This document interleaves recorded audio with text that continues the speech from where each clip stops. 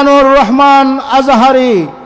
Doctor Mizanur Rahman Azhari এখন আলোচনা পেশ করছেন।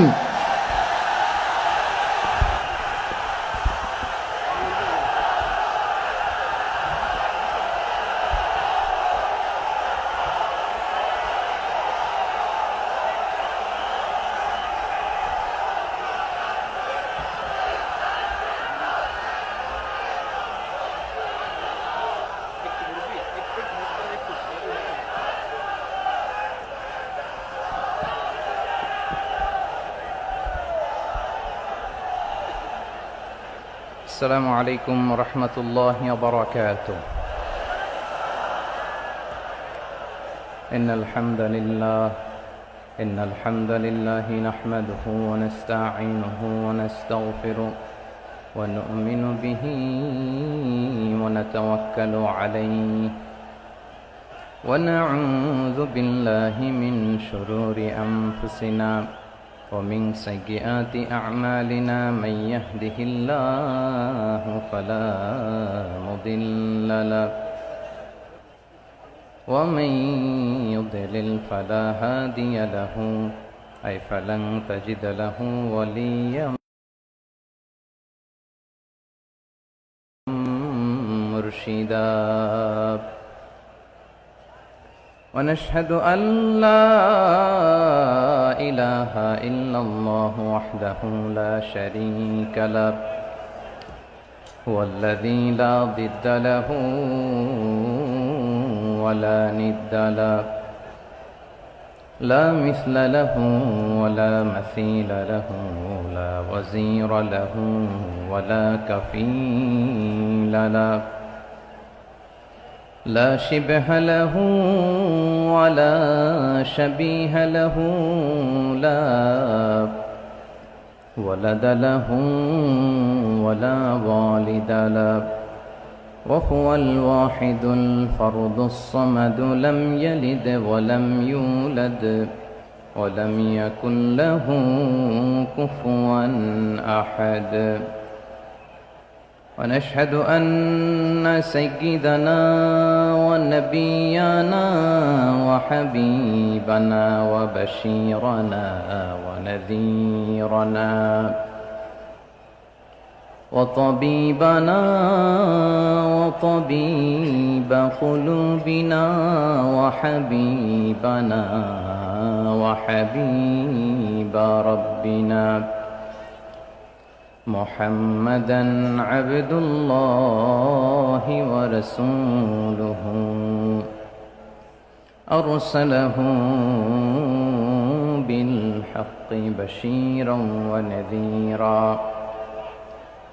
وداعيا إلى الله بإذنه وسراجا منيرا. أما بعد فقد قال الله تعالى في كلامه المجيد وفي فرقانه الحميد. أعوذ بالله من الشيطان الرجيم. بسم الله الرحمن الرحيم. إن الله يأمر بالعدل والإحسان وإيتاء ذي القربى وينهى عن الفحشاء والمنكر والبغي يعظكم لعلكم تذكرون. إن الله وملائكته يصلون على النبي يا أيها الذين آمنوا صلوا عليه وسلموا تسليما. اللهم صل على محمد وعلى آل محمد كما صليت على إبراهيم وعلى آل إبراهيم إنك حميد مجيد اللهم بارك على محمد وعلى آل محمد كما باركت على إبراهيم وعلى آل إبراهيم إنك حميد مجيد সকল প্রশংসার মালিককে, সকল ক্ষমতার উৎসকে, কেউ যেটা পারে না পারে কে, কেউ যেটা দেখে না দেখে কে, কেউ যেটা শোনে না শোনে কে, সে আল্লাহ তাআলার দরবারে আমরা শুকরগুজার হচ্ছি। সবাই পড়ে নিচ্ছি কালিমাতুশ শুকর, আলহামদুলিল্লাহ। প্রিয় চট্টলাবাসী, গলা ছেড়ে দিয়ে আওয়াজ করে একসাথে সবাই পড়ুন, রব্বানা লাকাল হামদ হামদান কাসীরান তাইয়্যিবান মুবারাকান ফি ইয়া রাব্বি লাকাল হামদু কামা ইয়ানবাগি লিজালালি ওয়াজহিকা ওয়া আযীমি সুলতানিকা লাকাল হামদু বিল ঈমান লাকাল হামদু বিল ইসলাম লাকাল হামদু বিল কুরআন। আল্লাহ রাব্বুল ইজ্জা ওয়াল জালালের দরবারে শুকরিয়া জ্ঞাপনের পাশাপাশি আমি আজকের এই ঐতিহাসিক চট্টগ্রামের প্যারেড ময়দানে আয়োজিত 5 দিন ব্যাপী তাফসিরুল কোরআন মাহফিলের যারা সম্মানিত আয়োজক বৃন্দ, ইসলামী সমাজ কল্যাণ পরিষদ চট্টগ্রামকে অন্তরের অন্তঃস্থল থেকে ধন্যবাদ এবং মোবারকবাদ জানাতে চাই, যারা দীর্ঘ কয়েক মাস ব্যাপী অনেক কষ্ট করে, অনেক ডিজাইন করে, অনেক প্ল্যান প্রোগ্রাম করে এরকম চমৎকার একটি কোরআনের বাগানকে সাজিয়েছে। আজকের এই প্রোগ্রামের সম্মানিত সভাপতি, প্রধান অতিথি, বিশেষ অতিথি, মঞ্চে উপবিষ্ট উলামায়ে কেরাম, কমিউনিটি লিডার্স, চট্টগ্রামের বিভিন্ন পর্যায়ের বিভিন্ন দলের সামাজিক, ধর্মীয়, রাজনৈতিক নেতৃবৃন্দ, ব্যবসায়ী ভাইয়েরা, চাকরিজীবী ভাইয়েরা, শ্রমজীবী ভাইয়েরা, ছাত্র ভাইয়েরা, পর্দার আড়ালে আমার মায়েরা এবং বোনেরা, সাংবাদিক বন্ধুরা, মিডিয়া কর্মী, ইউটিউবার্স, ভলান্টিয়ার্স, আপনাদের সবাইকে অন্তরের অন্তঃস্থল থেকে শুভেচ্ছা জানাই, মোবারকবাদ জানাই। আপনারা সবাই কেমন আছেন? সবাই ভালো আছেন? সুস্থ আছেন? দোয়া করি আল্লাহ তাআলা আপনাদের সবাইকে ভালো রাখুন, সুস্থ রাখুন, নিরাপদে রাখুন। আমরা সবাই পড়ি আমিন। সম্মানিত সুধী, হযরতুল আল্লাম শহীদ মরহুম আল্লামা দেলওয়ার হোসেন সাঈদী রাহিমাহুল্লাহ, ওনার স্মৃতি বিজড়িত আজকের এই ঐতিহাসিক প্যারেড ময়দানের তাফসিরুল কোরআনের প্রোগ্রামে সব আছে। স্টেজ আছে, শ্রোতা আছে, প্যান্ডেল আছে, মিডিয়া কাভারেজ আছে, কিন্তু আমাদের কলিজার টুকটাটা আমাদের মাঝে নাই। আজকের এই প্রোগ্রামে আলোচক হয়ে এই চেয়ারে আমি না বসে ওই শ্রোতাদের কাতারে বসে যদি আমাদের আল্লামার নুরানি চেহারার দিকে তাকিয়ে ওয়াজ শুনতে পারতাম, আমাদের হৃদয়টা ঠান্ডা হয়ে যেত, আমাদের তৃষ্ণার্ত হৃদয় শান্ত হতো। সব আজকে আছে, কি যেন নাই, ঠিক কিনা বলেন? আল্লাহ তাআলা প্রতি 100 বছরে একজন মুজাদ্দিদ পাঠায়, প্রতি 100 বছরে একজন মুজাদ্দিদ, যিনি সমাজকে সংস্কার করেন। আল্লামা দেলওয়ার হোসেন সাঈদী রাহিমাহুল্লাহ ছিলেন তেমন একজন মুজাদ্দিদ। চিৎকার করে বলেন ঠিক কিনা? উনি শিরক বিদআতের আস্তানাকে তছনছ করে দিয়েছেন, তাওহীদের বাণীকে সমুন্নত করেছেন, গণমানুষের কাছে তাফসিরুল কোরআনকে জনপ্রিয় করেছেন। আজীবন আজীবন তিনি ইসলামকে বিজয়ী শক্তি হিসেবে দেখার স্বপ্ন দেখতেন। এত প্রাঞ্জল ভাষা, এত চমৎকার আধুনিক প্রেজেন্টেশন, গণমানুষের কাছে কোরআনের তাফসিরকে এভাবে জনপ্রিয় করে তোলার মতো ব্যক্তিত্ব আল্লামা সাঈদী ছাড়া দ্বিতীয় কেউ এই বাংলার ভূখণ্ডে নাই। এই যে তাফসিরুল কোরআন, এই যে টার্মিনোলজি, এই টার্মটাই উনি আসলে জনপ্রিয় করেছেন। আমরা আগে জানতাম না যে এভাবে তাফসির করা যায়। এভাবে scientific indications of the Holi কোরআনকে মানুষের কাছে পেশ করা যায়? এভাবে এত জীবন ঘনিষ্ঠ করে, এত ইন্টারেক্টিভ করে কোরআনের কথাগুলো মানুষের কাছে উপস্থাপন করা যায়। উনি অন্যায়ের বিরুদ্ধে সবসময় সোচ্চার ছিলেন, প্রতিবাদী কণ্ঠস্বর ছিলেন।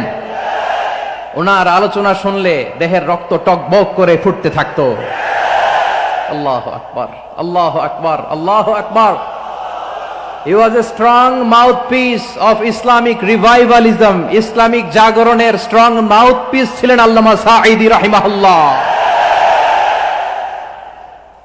অনেক দোয়া পেয়েছেন। আমরা পড়েছি, এমন জীবন তুমি করিবে গঠন, মরণে হাসিবে তুমি, কাঁদিবে ভুবন। গোটা বিশ্বকে তিনি কাঁদিয়েছেন। আল্লামা যখন ইন্তেকাল করলেন, আমি তখন মালয়েশিয়া থেকে যুক্তরাষ্ট্রে একটা কনফারেন্সে যোগ দিতে যাচ্ছি, কাতার এয়ারলাইন্সে। মালয়েশিয়া থেকে দোহাতে নামলাম। দোহায় যখন আমার ট্রানজিট, তখন শুনতে পেলাম যে আল্লামা বিদায় নিয়েছেন। সোশ্যাল মিডিয়ায় শুনে বিশ্বাস করতে পারলাম না। মুহূর্তের মধ্যেই মাসুদ সাইদি ভাইকে মেসেজ করলাম, উনি কোনো উত্তর দিতে পারলেন না। মাসুদ ভাইয়ের সাথে যখন কোলাকুলি করি, আমাদের শামীম ভাইয়ের সাথে যখন কোলাকুলি করি, মনে হচ্ছে আল্লামা সাইদির ঘ্রাণ পাই। শরীরটা লিটারালি কাঁপছিল, নিজেকে মানাতে পারছিলাম না, বিশ্বাস করতে পারছিলাম না যে আসলে আল্লামা বিদায় নিয়েছেন। ইন দ্য মিন টাইম আমার সেকেন্ড ফ্লাইট, দোহা টু নিউ ইয়র্ক, 12 ঘন্টার ফ্লাইটে উঠলাম। ইন্টারনেট থেকে বিচ্ছিন্ন হলাম। নামার পরে শুনলাম আল্লাহু আকবার, যেখানে ওনাকে কবরস্থ করার কথা ছিল সেখানেও কবর দিতে দেয়া হয় নাই। ছবিগুলো দেখতে লাগলাম, হাসিমাখা মুখ, হাসিমাখা নিথর দেহটা, মরণে হাসিবে তুমি, কাঁদিবে ভুবন। From east to west, from north to south, the entire globe, গোটা বিশ্ব ওনার জন্য কেঁদেছে। গোটা বিশ্ব কেঁদেছে, কাবার গিলাফ ধরে ধরে মানুষ চিৎকার করেছে। এর চেয়ে শ্রেষ্ঠ মৃত্যুকার হতে পারে? আমাদের আল্লামার আর কি পাওয়ার ছিল বলেন? আর কি পাওয়ার ছিল? কুল্লু নাফসিন যায়িকাতুল মাউত, যারাই দুনিয়াতে আসবে তারা ইন্তেকাল করবে, এটা আমরা মেনে নেই, এটা আমরা জানি। কিন্তু অবাক করা বিষয় হচ্ছে, আমরা আজও জানি না আমাদের আল্লামার মৃত্যু কি স্বাভাবিক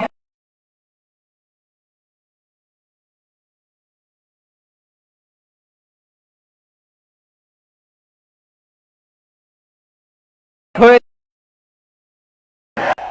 এজন্য এটা মেডিকেল কিল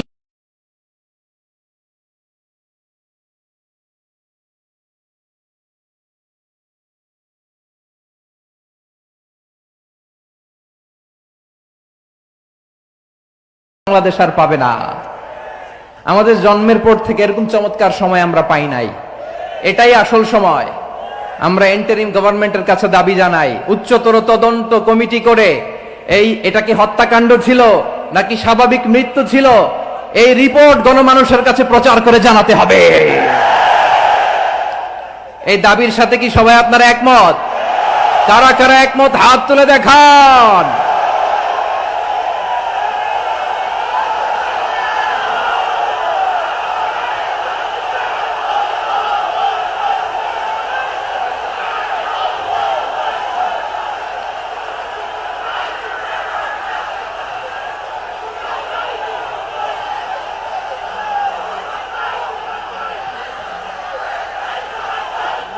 আমার প্রিয় ভাইয়েরা, প্রিয় চট্টলাবাসী, আল্লাহ তাআলা তার এই মুখলেস গোলামকে তার জান্নাতুল ফেরদাউসের মেহমান হিসেবে কবুল করুক। তার জীবনের সকল খেদমাগুলোকে কবুল করুক। জান্নাতুল ফেরদাউসের আলা মাকামে তাকে মেহমান হিসেবে কবুল করুক। আল্লামা শহীদ দেলোয়ার হোসেন সাঈদী রাহিমাহুল্লাহ, উনি ছাড়াও এই ঐতিহাসিক ময়দানে কথা বলেছেন আল্লামা লুৎফুর রহমান রাহিমাহুল্লাহ। চলে গিয়েছেন আমাদেরকে ছেড়ে। তিনি বলতেন, ইনশাআল্লাহ মিজান আবার আসবে। হুজুর, আমি তো আসলাম, আপনি তো আমাদেরকে ছেড়ে চলে গেলেন। আল্লাহু আকবার, আল্লাহু আকবার, আল্লাহু আকবার। গলায় কোনো সুর ছিল না, সুর দিয়ে কথা বলতেন না, কিন্তু এত চমৎকার শব্দের বুনন, এত চমৎকার প্রেজেন্টেশন, এত চমৎকার ভাবে ঐতিহাসিক বর্ণনাগুলো তিনি উপস্থাপন করতেন। মন্ত্রমুগ্ধ হয়ে আমরা আল্লামা লুৎফুর রহমানের কথা শুনেছি। আমরা হযরতুল আল্লাহ লুৎফুর রহমান রাহিমাহুল্লাহর জন্য এই বিশাল ময়দান থেকে দোয়া করছি, আল্লাহ তাআলা তুমি তোমার এই খাদেমকে জান্নাতের মেহমান হিসেবে কবুল করে নাও। আরো অনেক আল্লামারা এখানে কথা বলেছেন, বিশেষ করে বাইতুল শরফের মরহুম পীর সাহেব হুজুর থেকে শুরু করে আরো যারা যারা তারকাতুল্য ওলামায়ে কেরাম এই চট্টগ্রামের ময়দানে কথা বলেছেন, আলো ছড়িয়েছেন। আমরা এই লক্ষ লক্ষ তাওহীদি জনতাকে নিয়ে তাদের জন্য দোয়া করছি, আল্লাহ তাআলা ওনাদের জীবনের সকল ভুল ত্রুটি ক্ষমা করে দিয়ে তাদেরকে জান্নাতুল ফেরদাউসের মেহমান বানিয়ে নিক। আমরা এই ঐতিহাসিক প্যারেড ময়দানের প্রোগ্রাম থেকে স্মরণ করতে চাই 24-এর ছাত্র নাগরিক অভ্যুত্থানে আমার যে সমস্ত ছাত্র নাগরিক ভাইয়েরা দেহের তাজা রক্ত বিলি দিয়ে নতুন বাংলাদেশ আমাদেরকে উপহার দিয়েছে। বিশেষ করে আপনাদের এই চট্টগ্রামের শহীদ ফয়সাল, শহীদ ওয়াসিম সহ সকল শহীদকে আল্লাহ তাআলা কবুল করুক, আমরা সবাই পড়ি আমিন। প্রিয় ভাইয়েরা, আমি নগণ্য একজন কোরআনের ছাত্র, এত বিশাল মঞ্চে এত বড় প্ল্যাটফর্মে কথা বলা আমার জন্য সাজে না। তারপরও আমাদের মুরব্বীরা আমাদের ডানে বায়ে বসে আছেন, ওনাদের আদেশ ক্রমে ওনাদের অনুমতি ক্রমে কিছু কথা আজকের এই ঐতিহাসিক প্রোগ্রামে আপনাদের সামনে উপস্থাপন করার চেষ্টা করব। ওমা তৌফিক ইল্লা বিল্লাহ। প্রিয় ভাইয়েরা, 5 দিন ব্যাপী এই তাফসিরুল কোরআনের প্রোগ্রামে অনেক ওলামা হযরত কথা বলেছেন। যারা কোরআন সুন্নাহ থেকে আমাদেরকে কোরআনের কথাগুলো শোনালেন, আমরা যেন সেগুলো আমল করতে পারি, আল্লাহ আমাদেরকে তৌফিক দান করুক। শুরুতে আমাদের নিয়তটাকে খালেস করে নেওয়া দরকার। এই যে গ্যাদারিং, এই যে হিউজ শোডাউন, এগুলো যদি আমাদের নিজেদেরকে পরিবর্তন না করে তাহলে এতে কোনো লাভ নাই। জোরে বলেন ঠিক কিনা? এই প্রোগ্রাম যদি আমাদের জীবনকে পরিবর্তন করে, আমাদের চিন্তার ডিএনএ কে চেঞ্জ করে দেয়, তাহলেই চট্টগ্রামের প্যারেড ময়দান সার্থক। আসুন আমরা চিন্তাকে খালেস করে নেই। আমরা সবাই নিয়ত করি যে যতটুকু কথা আমরা কোরআনের আলোকে শুনবো, আমলের নিয়তে শুনবো ইনশাআল্লাহ। বলেন সবাই। আপনারা সবাই ঠিকঠাক আছেন তো? কখন আসছেন আপনারা? সবাই আসছেন কখন? সকালে, কেউ দুপুরে, 9টায়? আল্লাহ আল্লাহ আল্লাহ। দুপুরের খাবার খাওয়ার সুযোগ হয়েছিল? খান নাই? রোজা রাখছেন? আহা, আমি কি দিয়ে বিদায় দেব আমার এই ভাইগুলোরে? আল্লাহ তুমি আমার ভাইগুলোরে কবুল করো। ইসলামের পক্ষের এই গণজোয়ারকে আগামীর বাংলাদেশের ইসলামের জন্য তুমি কবুল করো। যেই ভালোবাসা ইসলামের জন্য হয়, যেই গণজোয়ার কোরআনের জন্য হয়, পৃথিবীর কোন শক্তি দিয়ে সেটাকে আটকানো যায় না। জোরে বলেন ঠিক কিনা? এজন্য গ্রাজুয়ালি, সিস্টেম্যাটিক্যালি, মেথোডোলজিক্যালি আমাদেরকে আগাতে হবে, শুধু আবেগ দিয়ে নয়। বিবেকেরও দরকার আছে না নাই? প্রিয় ভাইয়েরা, আসুন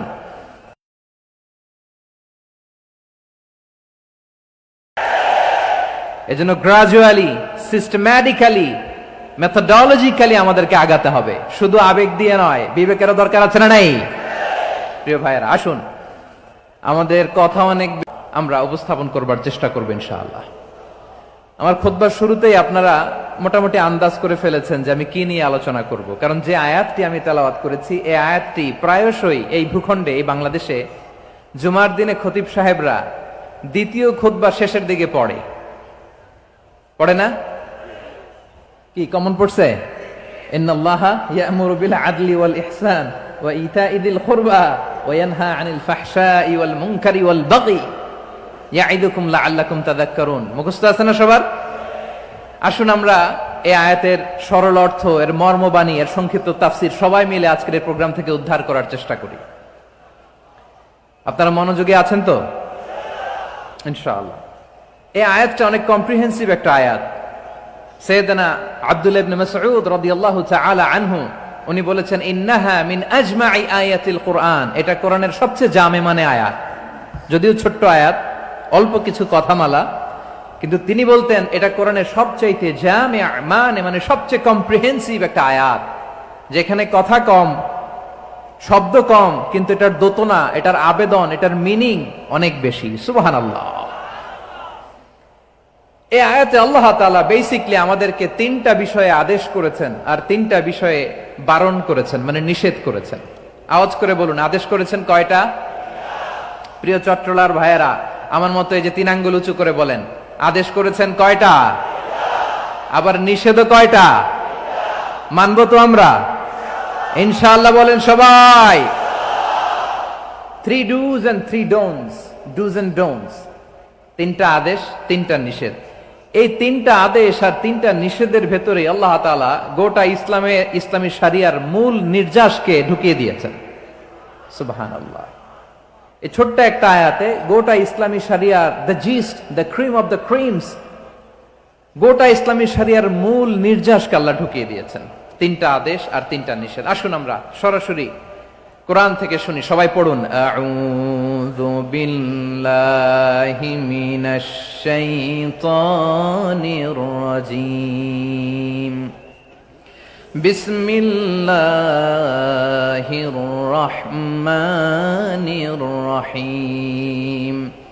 ইন্নাল্লাহা ইয়া'মুরু বিল আদলি ওয়াল ইহসানি ওয়া ইতা'i যিল কুরবা ওয়া ইয়ানহা আনিল ফাহশাই ওয়াল মুনকারি ওয়াল বাগি ইয়া'ইযুকুম লা'আল্লাকুম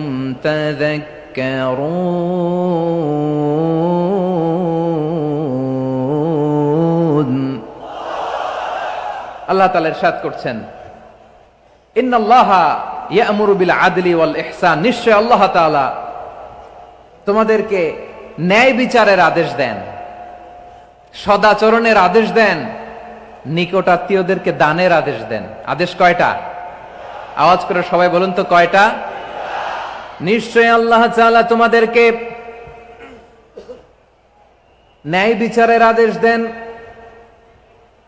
সদাচরণের আদেশ দেন, তিনি তোমাদের নিকটাত্মীয়দেরকে দানের আদেশ দেন, আর তিনি তোমাদেরকে অশ্লীলতা থেকে নিষেধ করেন, মন্দ কাজ থেকে নিষেধ করেন, অবাধ্যতা সীমা লঙ্ঘন থেকে নিষেধ করেন। তিনি তোমাদেরকে উপদেশ দেন যাতে তোমরা শিক্ষা গ্রহণ করো। সুবহানাল্লাহ। উপদেশ দিচ্ছে স্বয়ং কে? তিনটা জিনিসের আদেশ। ইয়া'মুরু বিল আদল, সুবিচার ন্যায় বিচারের আদেশ তিনি দেন। ইহসানের আদেশ দেন, যাতে আমরা ইহসান করি, একে অপরের প্রতি সুবিচার করি, মহানুভবতা দেখায়, অনুগ্রহ দেখায়, আর নিকট আত্মীয়দেরকে যেন আমরা দান করি। এই তিনটা আদেশ তিনি দিয়েছেন। আর কোন তিনটা জিনিস থেকে তিনি বারণ করেছেন?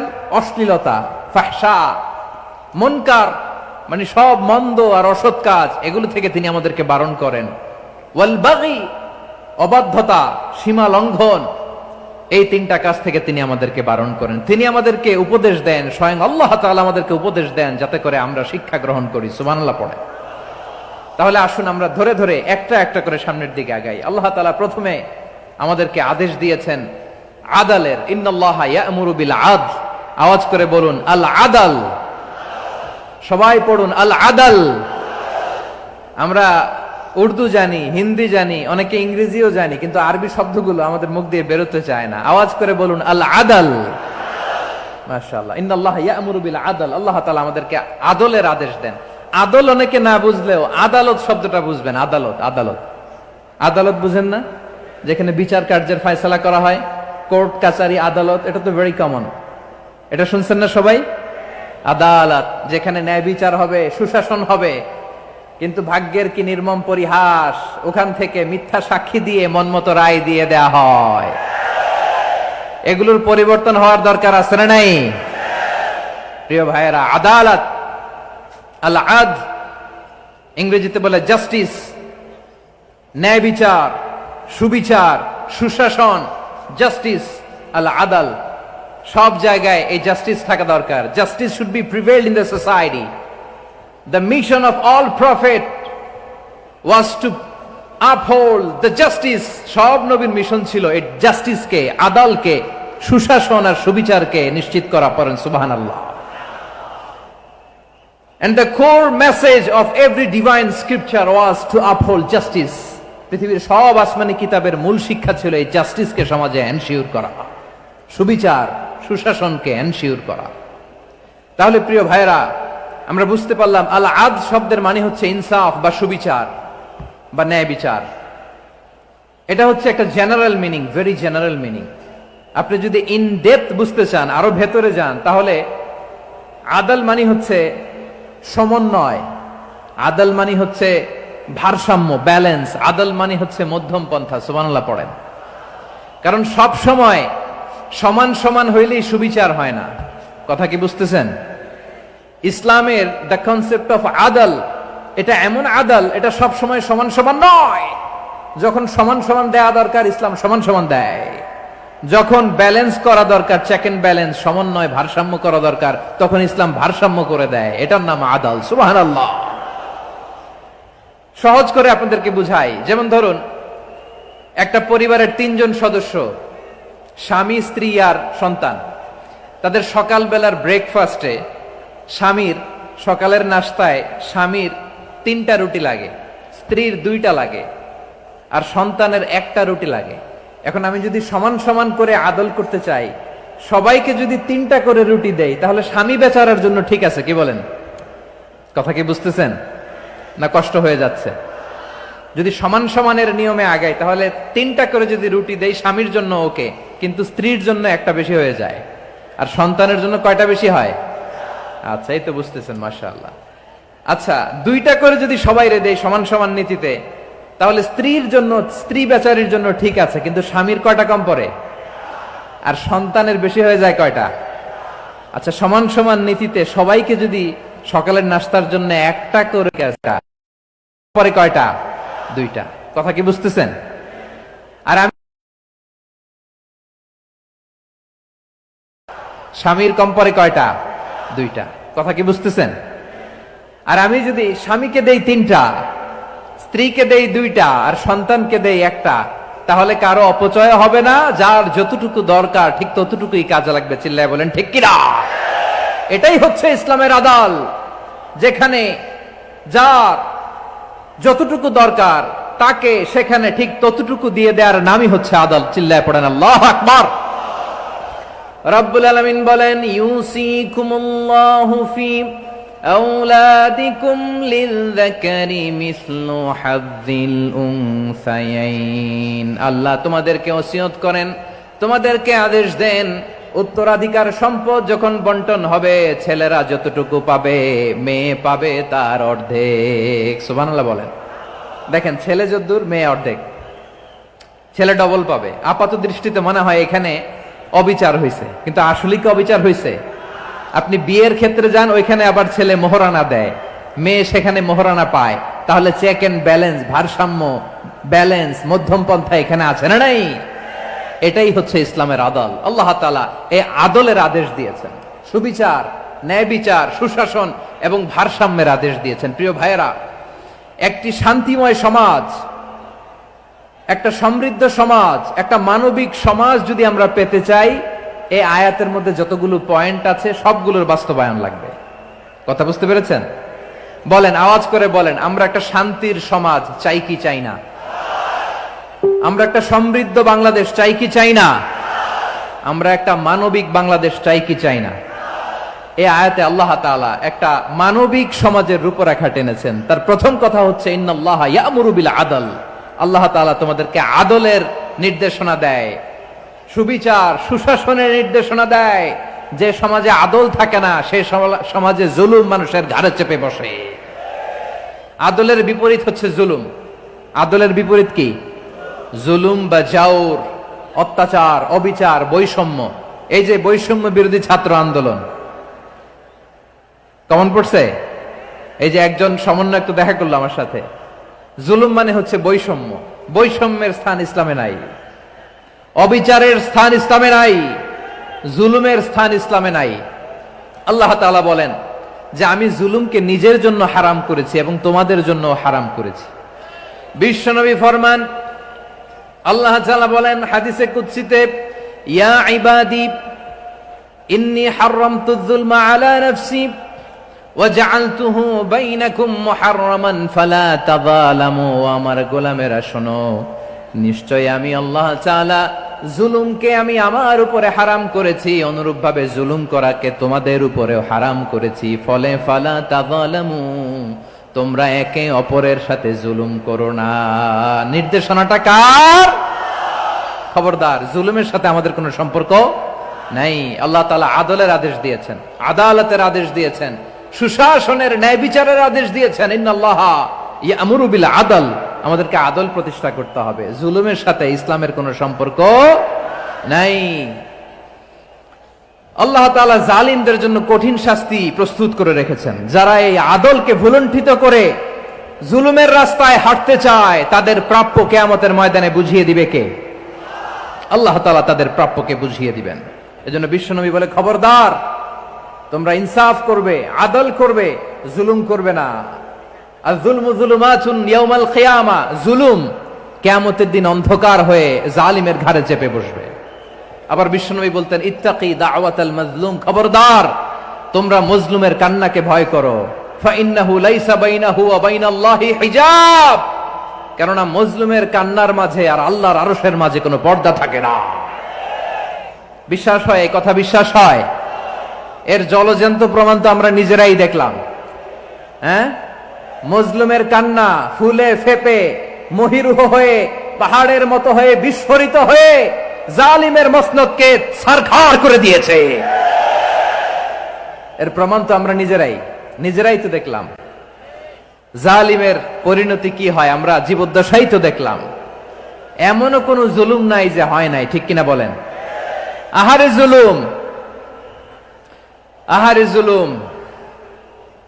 রিসেন্টলি আয়না ঘরের কিছু ছবি প্রকাশিত হয়েছে সোশ্যাল মিডিয়ায়, দেখেছেন আপনারা? হ্যাঁ, ছোট্ট একটা জায়গা, স্বাধীন মানুষকে প্রাণীর মতো পাখির মতো খাঁচায় বন্দি করে রেখেছে। কখন দিন কখন রাত কিচ্ছু জানে না, কখন দিন কখন রাত কিছু জানে না। বছরের পর বছর কেটে গিয়েছে। এক্সট্রা জুডিশিয়াল কিলিং এর কোনো হিসাব নাই, বিচার বহির্ভূত হত্যা, এনফোর্স ডিসঅ্যাপিয়ারেন্স, গুম, যেটা সবচাইতে বড় মানবতা বিরোধী অপরাধ। কত মানুষ যে গুম হয়েছে তার কোনো ইয়ত্তা নাই। যেই ফ্যামিলির সদস্য গুম হয়েছে তারা কি ওই লোকটার জন্য মাগফিরাতের দোয়া করবে নাকি সুস্বাস্থ্যের দোয়া করবে তারা নিজেরাও জানতো না। কারণ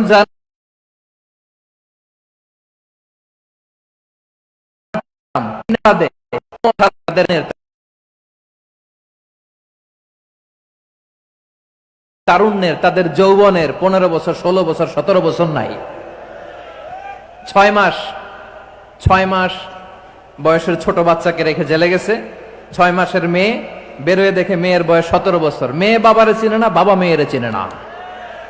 মেয়েকে এখন বিয়ে দিয়ে আরেক ছেলের হাতে তুলে দিবে। মেয়ের শৈশব বাবা দেখে নাই, মেয়ের কৈশোর বাবা দেখে নাই, মেয়ের তারুণ্য দেখে নাই। আরেক যুবককে দেখলাম 14 বছরের 14 দিনের সংসার, 2 সপ্তাহের সংসার শেষে জেলে গেছে। কত যুবকের যে স্ত্রী চলে গিয়েছে ফ্যামিলি ছেড়ে, কারণ জানে না তো কবে আসবে কি হবে, কেউ জানতো না। দাম্পত্য জীবনের মাত্র 14 দিনের স্মৃতি, এই স্মৃতিকে আঁকড়ে ধরে এক বোন 16টা বছর 17টা বছর কাটিয়ে দিয়েছে। আমি নিউজটা দেখে ভাবলাম আমার এই বোনের প্রতিটি দিন কিভাবে কেটেছে, প্রতিটি রাত কিভাবে কেটেছে, প্রতিটি ক্ষণ কিভাবে কেটেছে। বিশ্বনবী বলেছেন, ইত্তাকি দাওয়াতাল মাজলুম ফাইন্না লাইসা বাইনাহু ওয়া বাইনাল্লাহি হিজাব। মাজলুমের কান্নাকে ভয় করো, কারণ মাজলুমের কান্না আর আল্লাহর মাঝে কোনো পর্দা থাকে না। আমরা আর এরকম কোন জুলুম বাংলাদেশে দেখতে চাই না। জোরে বলেন ঠিক কিনা? আর কেউ নতুন করে জালিম হোক আপনারা চান? আবার নতুন করে কেউ ফ্যাসিস্ট হোক আপনারা চান?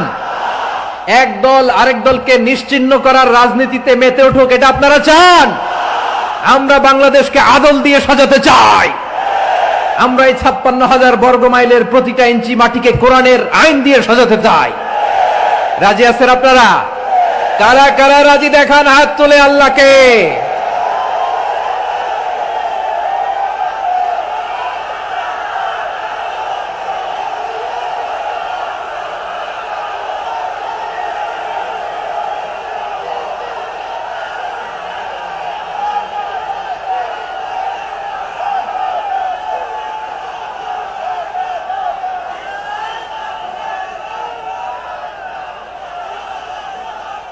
বসুন আমার প্রিয় বীর চট্টলার তৌহিদি মুসলমান, আমরা আর নতুন করে কেউ জালিম হোক এটা চাই না।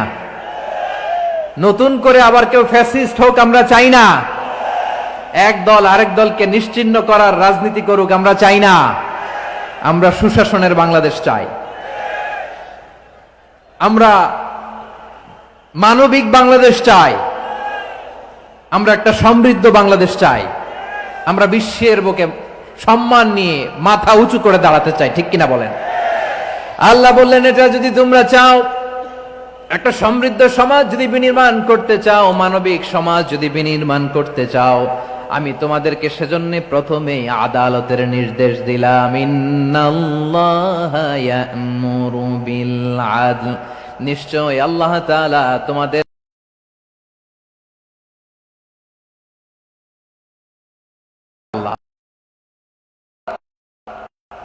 আল্লাহ তাআলা কোরআনে আয়াত দিয়েছেন। আল্লাহ তাআলা আমরা চাই না এক দল আরেক দলকে নিশ্চিহ্ন করার রাজনীতি করুক আমরা চাই না।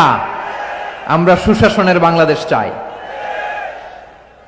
আমরা মানবিক বাংলাদেশ চাই। আমরা একটা সমৃদ্ধ বাংলাদেশ চাই। আমরা বিশ্বের বুকে সম্মান নিয়ে মাথা উঁচু করে দাঁড়াতে চাই, ঠিক কিনা বলেন? আল্লাহ বললেন, এটা যদি তোমরা চাও, একটা সমৃদ্ধ সমাজ যদি বিনির্মাণ করতে চাও, মানবিক সমাজ যদি বিনির্মাণ করতে চাও, আমি তোমাদেরকে সেজন্য প্রথমে আদালতের নির্দেশ দিলাম। ইন্নাল্লাহা ইয়া'মুরু বিল আদল, নিশ্চয় আল্লাহ তাআলা তোমাদেরকে ন্যায় বিচার সুশাসন এটার আদেশ দেন। সুবহানাল্লাহ। আদাল, ন্যায় বিচারের আদেশ আল্লাহ তাআলা কোরআনের বিভিন্ন আয়াতে দিয়েছেন। আল্লাহ তাআলা বলছেন, ইন্নাল্লাহা ইয়া'মুরুকুম আন তুআদ্দুল আমানাতি ইলা আহলিহা ওয়া ইযা হাকামতুম বাইনান নাসি আন তাহকুমু বিল আদল ইন্নাল্লাহা নি'ম্মা ইয়া'iযুকুম বিহি ইন্নাল্লাহা কানা সামিআন বাসীরা। আল্লাহ তাআলা বললেন, আল্লাহ আদেশ দিচ্ছেন, যে ব্যক্তি আমানতের হকদার তার হাতে তোমরা আমানত পৌঁছে দাও। আর যখন তোমরা বিচার কার্য করবে, বিচার ফয়সালা করবে, আদালতের সাথে করো।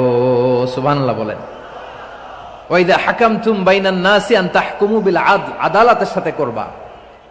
আল্লাহ তাআলা বলেন, যারা জাজ হবে, বিচারক হবে, তাদের যদি বাদী বিবাদীর কারোর সাথে শত্রুতা থাকে, কারোর সাথে যদি কোনো ধরনের রেষারেষি থাকে, আল্লাহ বলেন বিচার কার্য করতে যে ওই শত্রুতা রেষারেষির কারণে আদালতের বাইরে যে অবিচার করে বিচার করো না।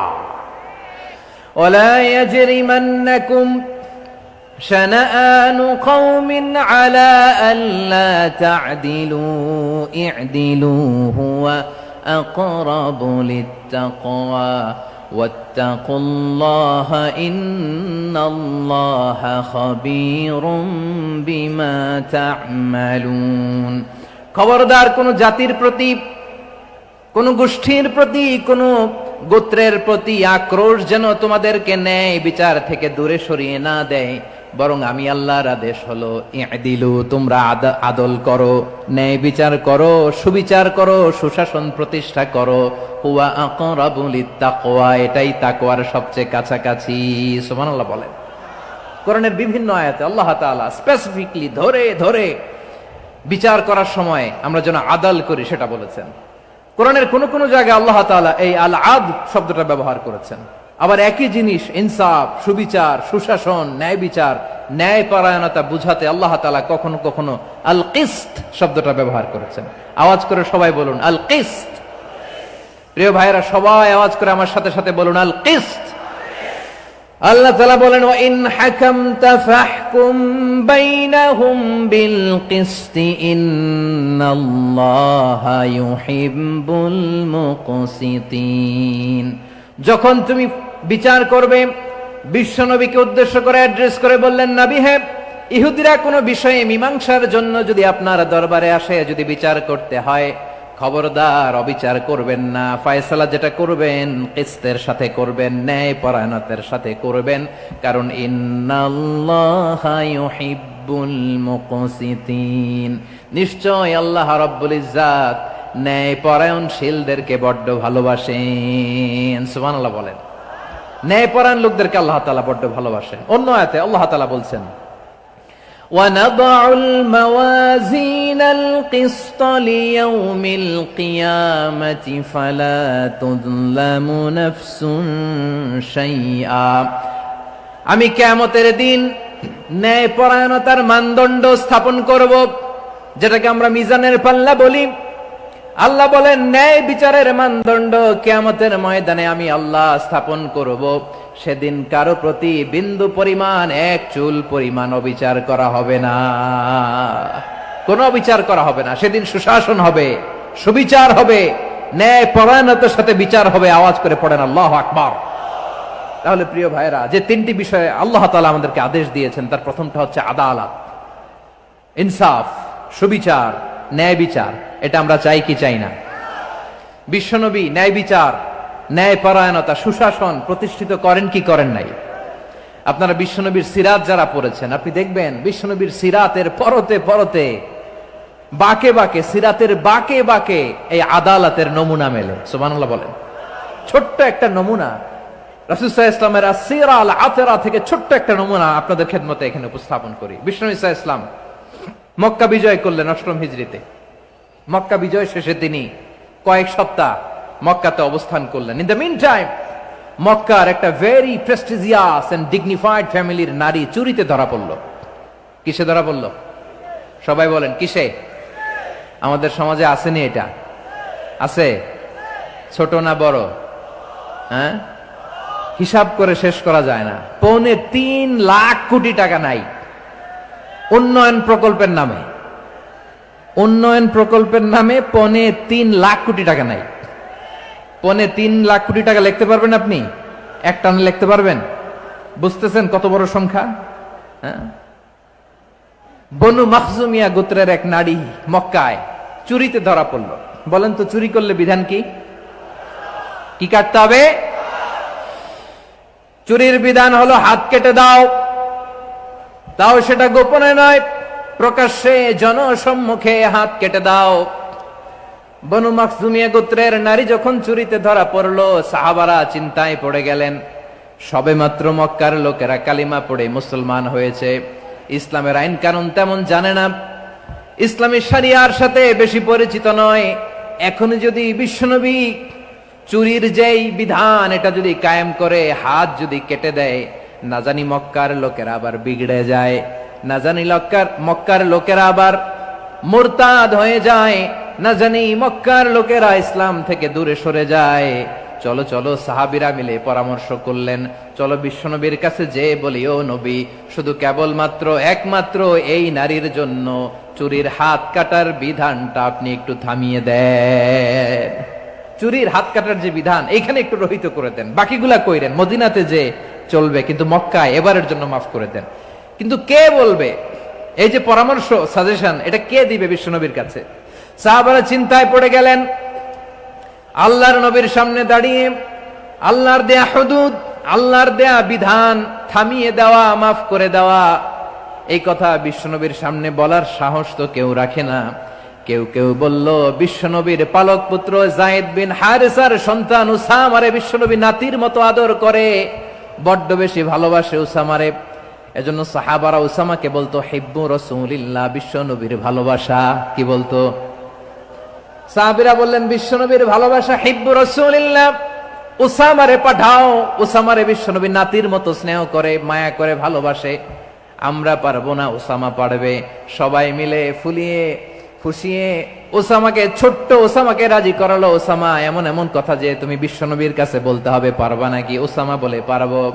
সাইয়েদনা ওসামা রাদিয়াল্লাহু তাআলা আনহু তরুণ সাহাবী বিশ্বনবীর কাছে গেলেন, যে বললেন, নবী, বনু মাখজুমিয়া গোত্রের এক নারী চুরিতে ধরা পড়েছে, এবারের জন্য কি এই মহিলাটারে মাফ করে দিলে হয় না?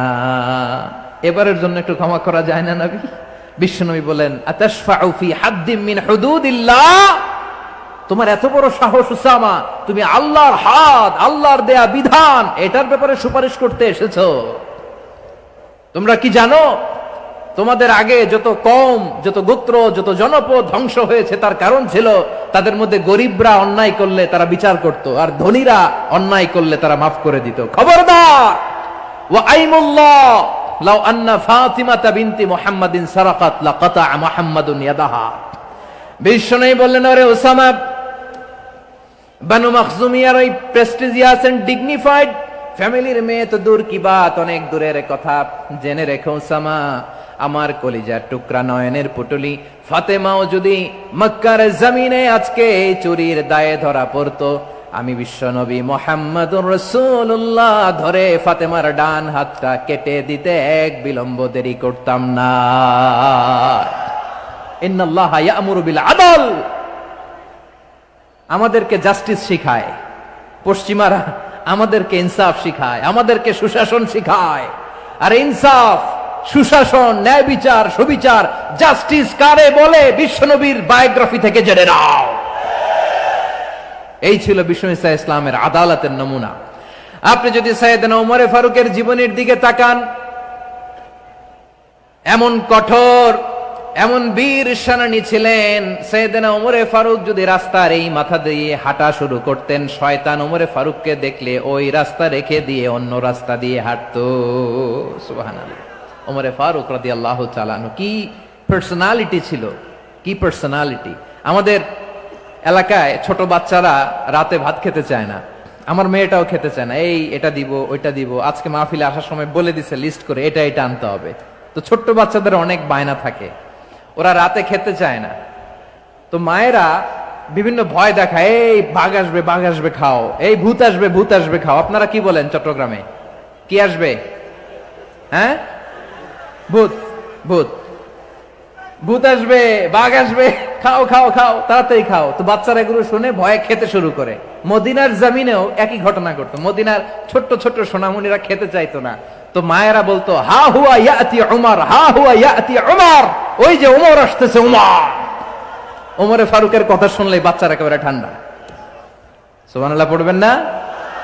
প্রভু তুমি বলেছ রাসূল দেবে না, বলনি দেবে না ওমর, বলনি দেবে না হামজা তারিক, খালিদ বিজয় সমর। প্রভু তুমি বলেছ রাসূল দেবে না, বলনি দেবে না ওমর, বলনি দেবে না হামজা তারিক, খালিদ বিজয় সমর। প্রভু তুমি বলেছ রাসূল দেবে না। আল্লাহু আকবার। ওমর ফারুক রাদিয়াল্লাহু তাআলা আনহু, ওনার কথা শুনলে গায়ের মধ্যে গুজবাম হয়, গায়ের পশমগুলো দাঁড়িয়ে যায়। সুবহানাল্লাহ বলেন। কি পার্সোনালিটি ছিল, কি ব্যক্তিত্ব ছিল। মুনাফিকরা ওমর ফারুককে জমের মতো ভয় পেতেন। শয়তান, খুদ শয়তান এই রাস্তা দিয়ে আসলে শয়তান অন্য রাস্তা দিয়ে হাঁটতো।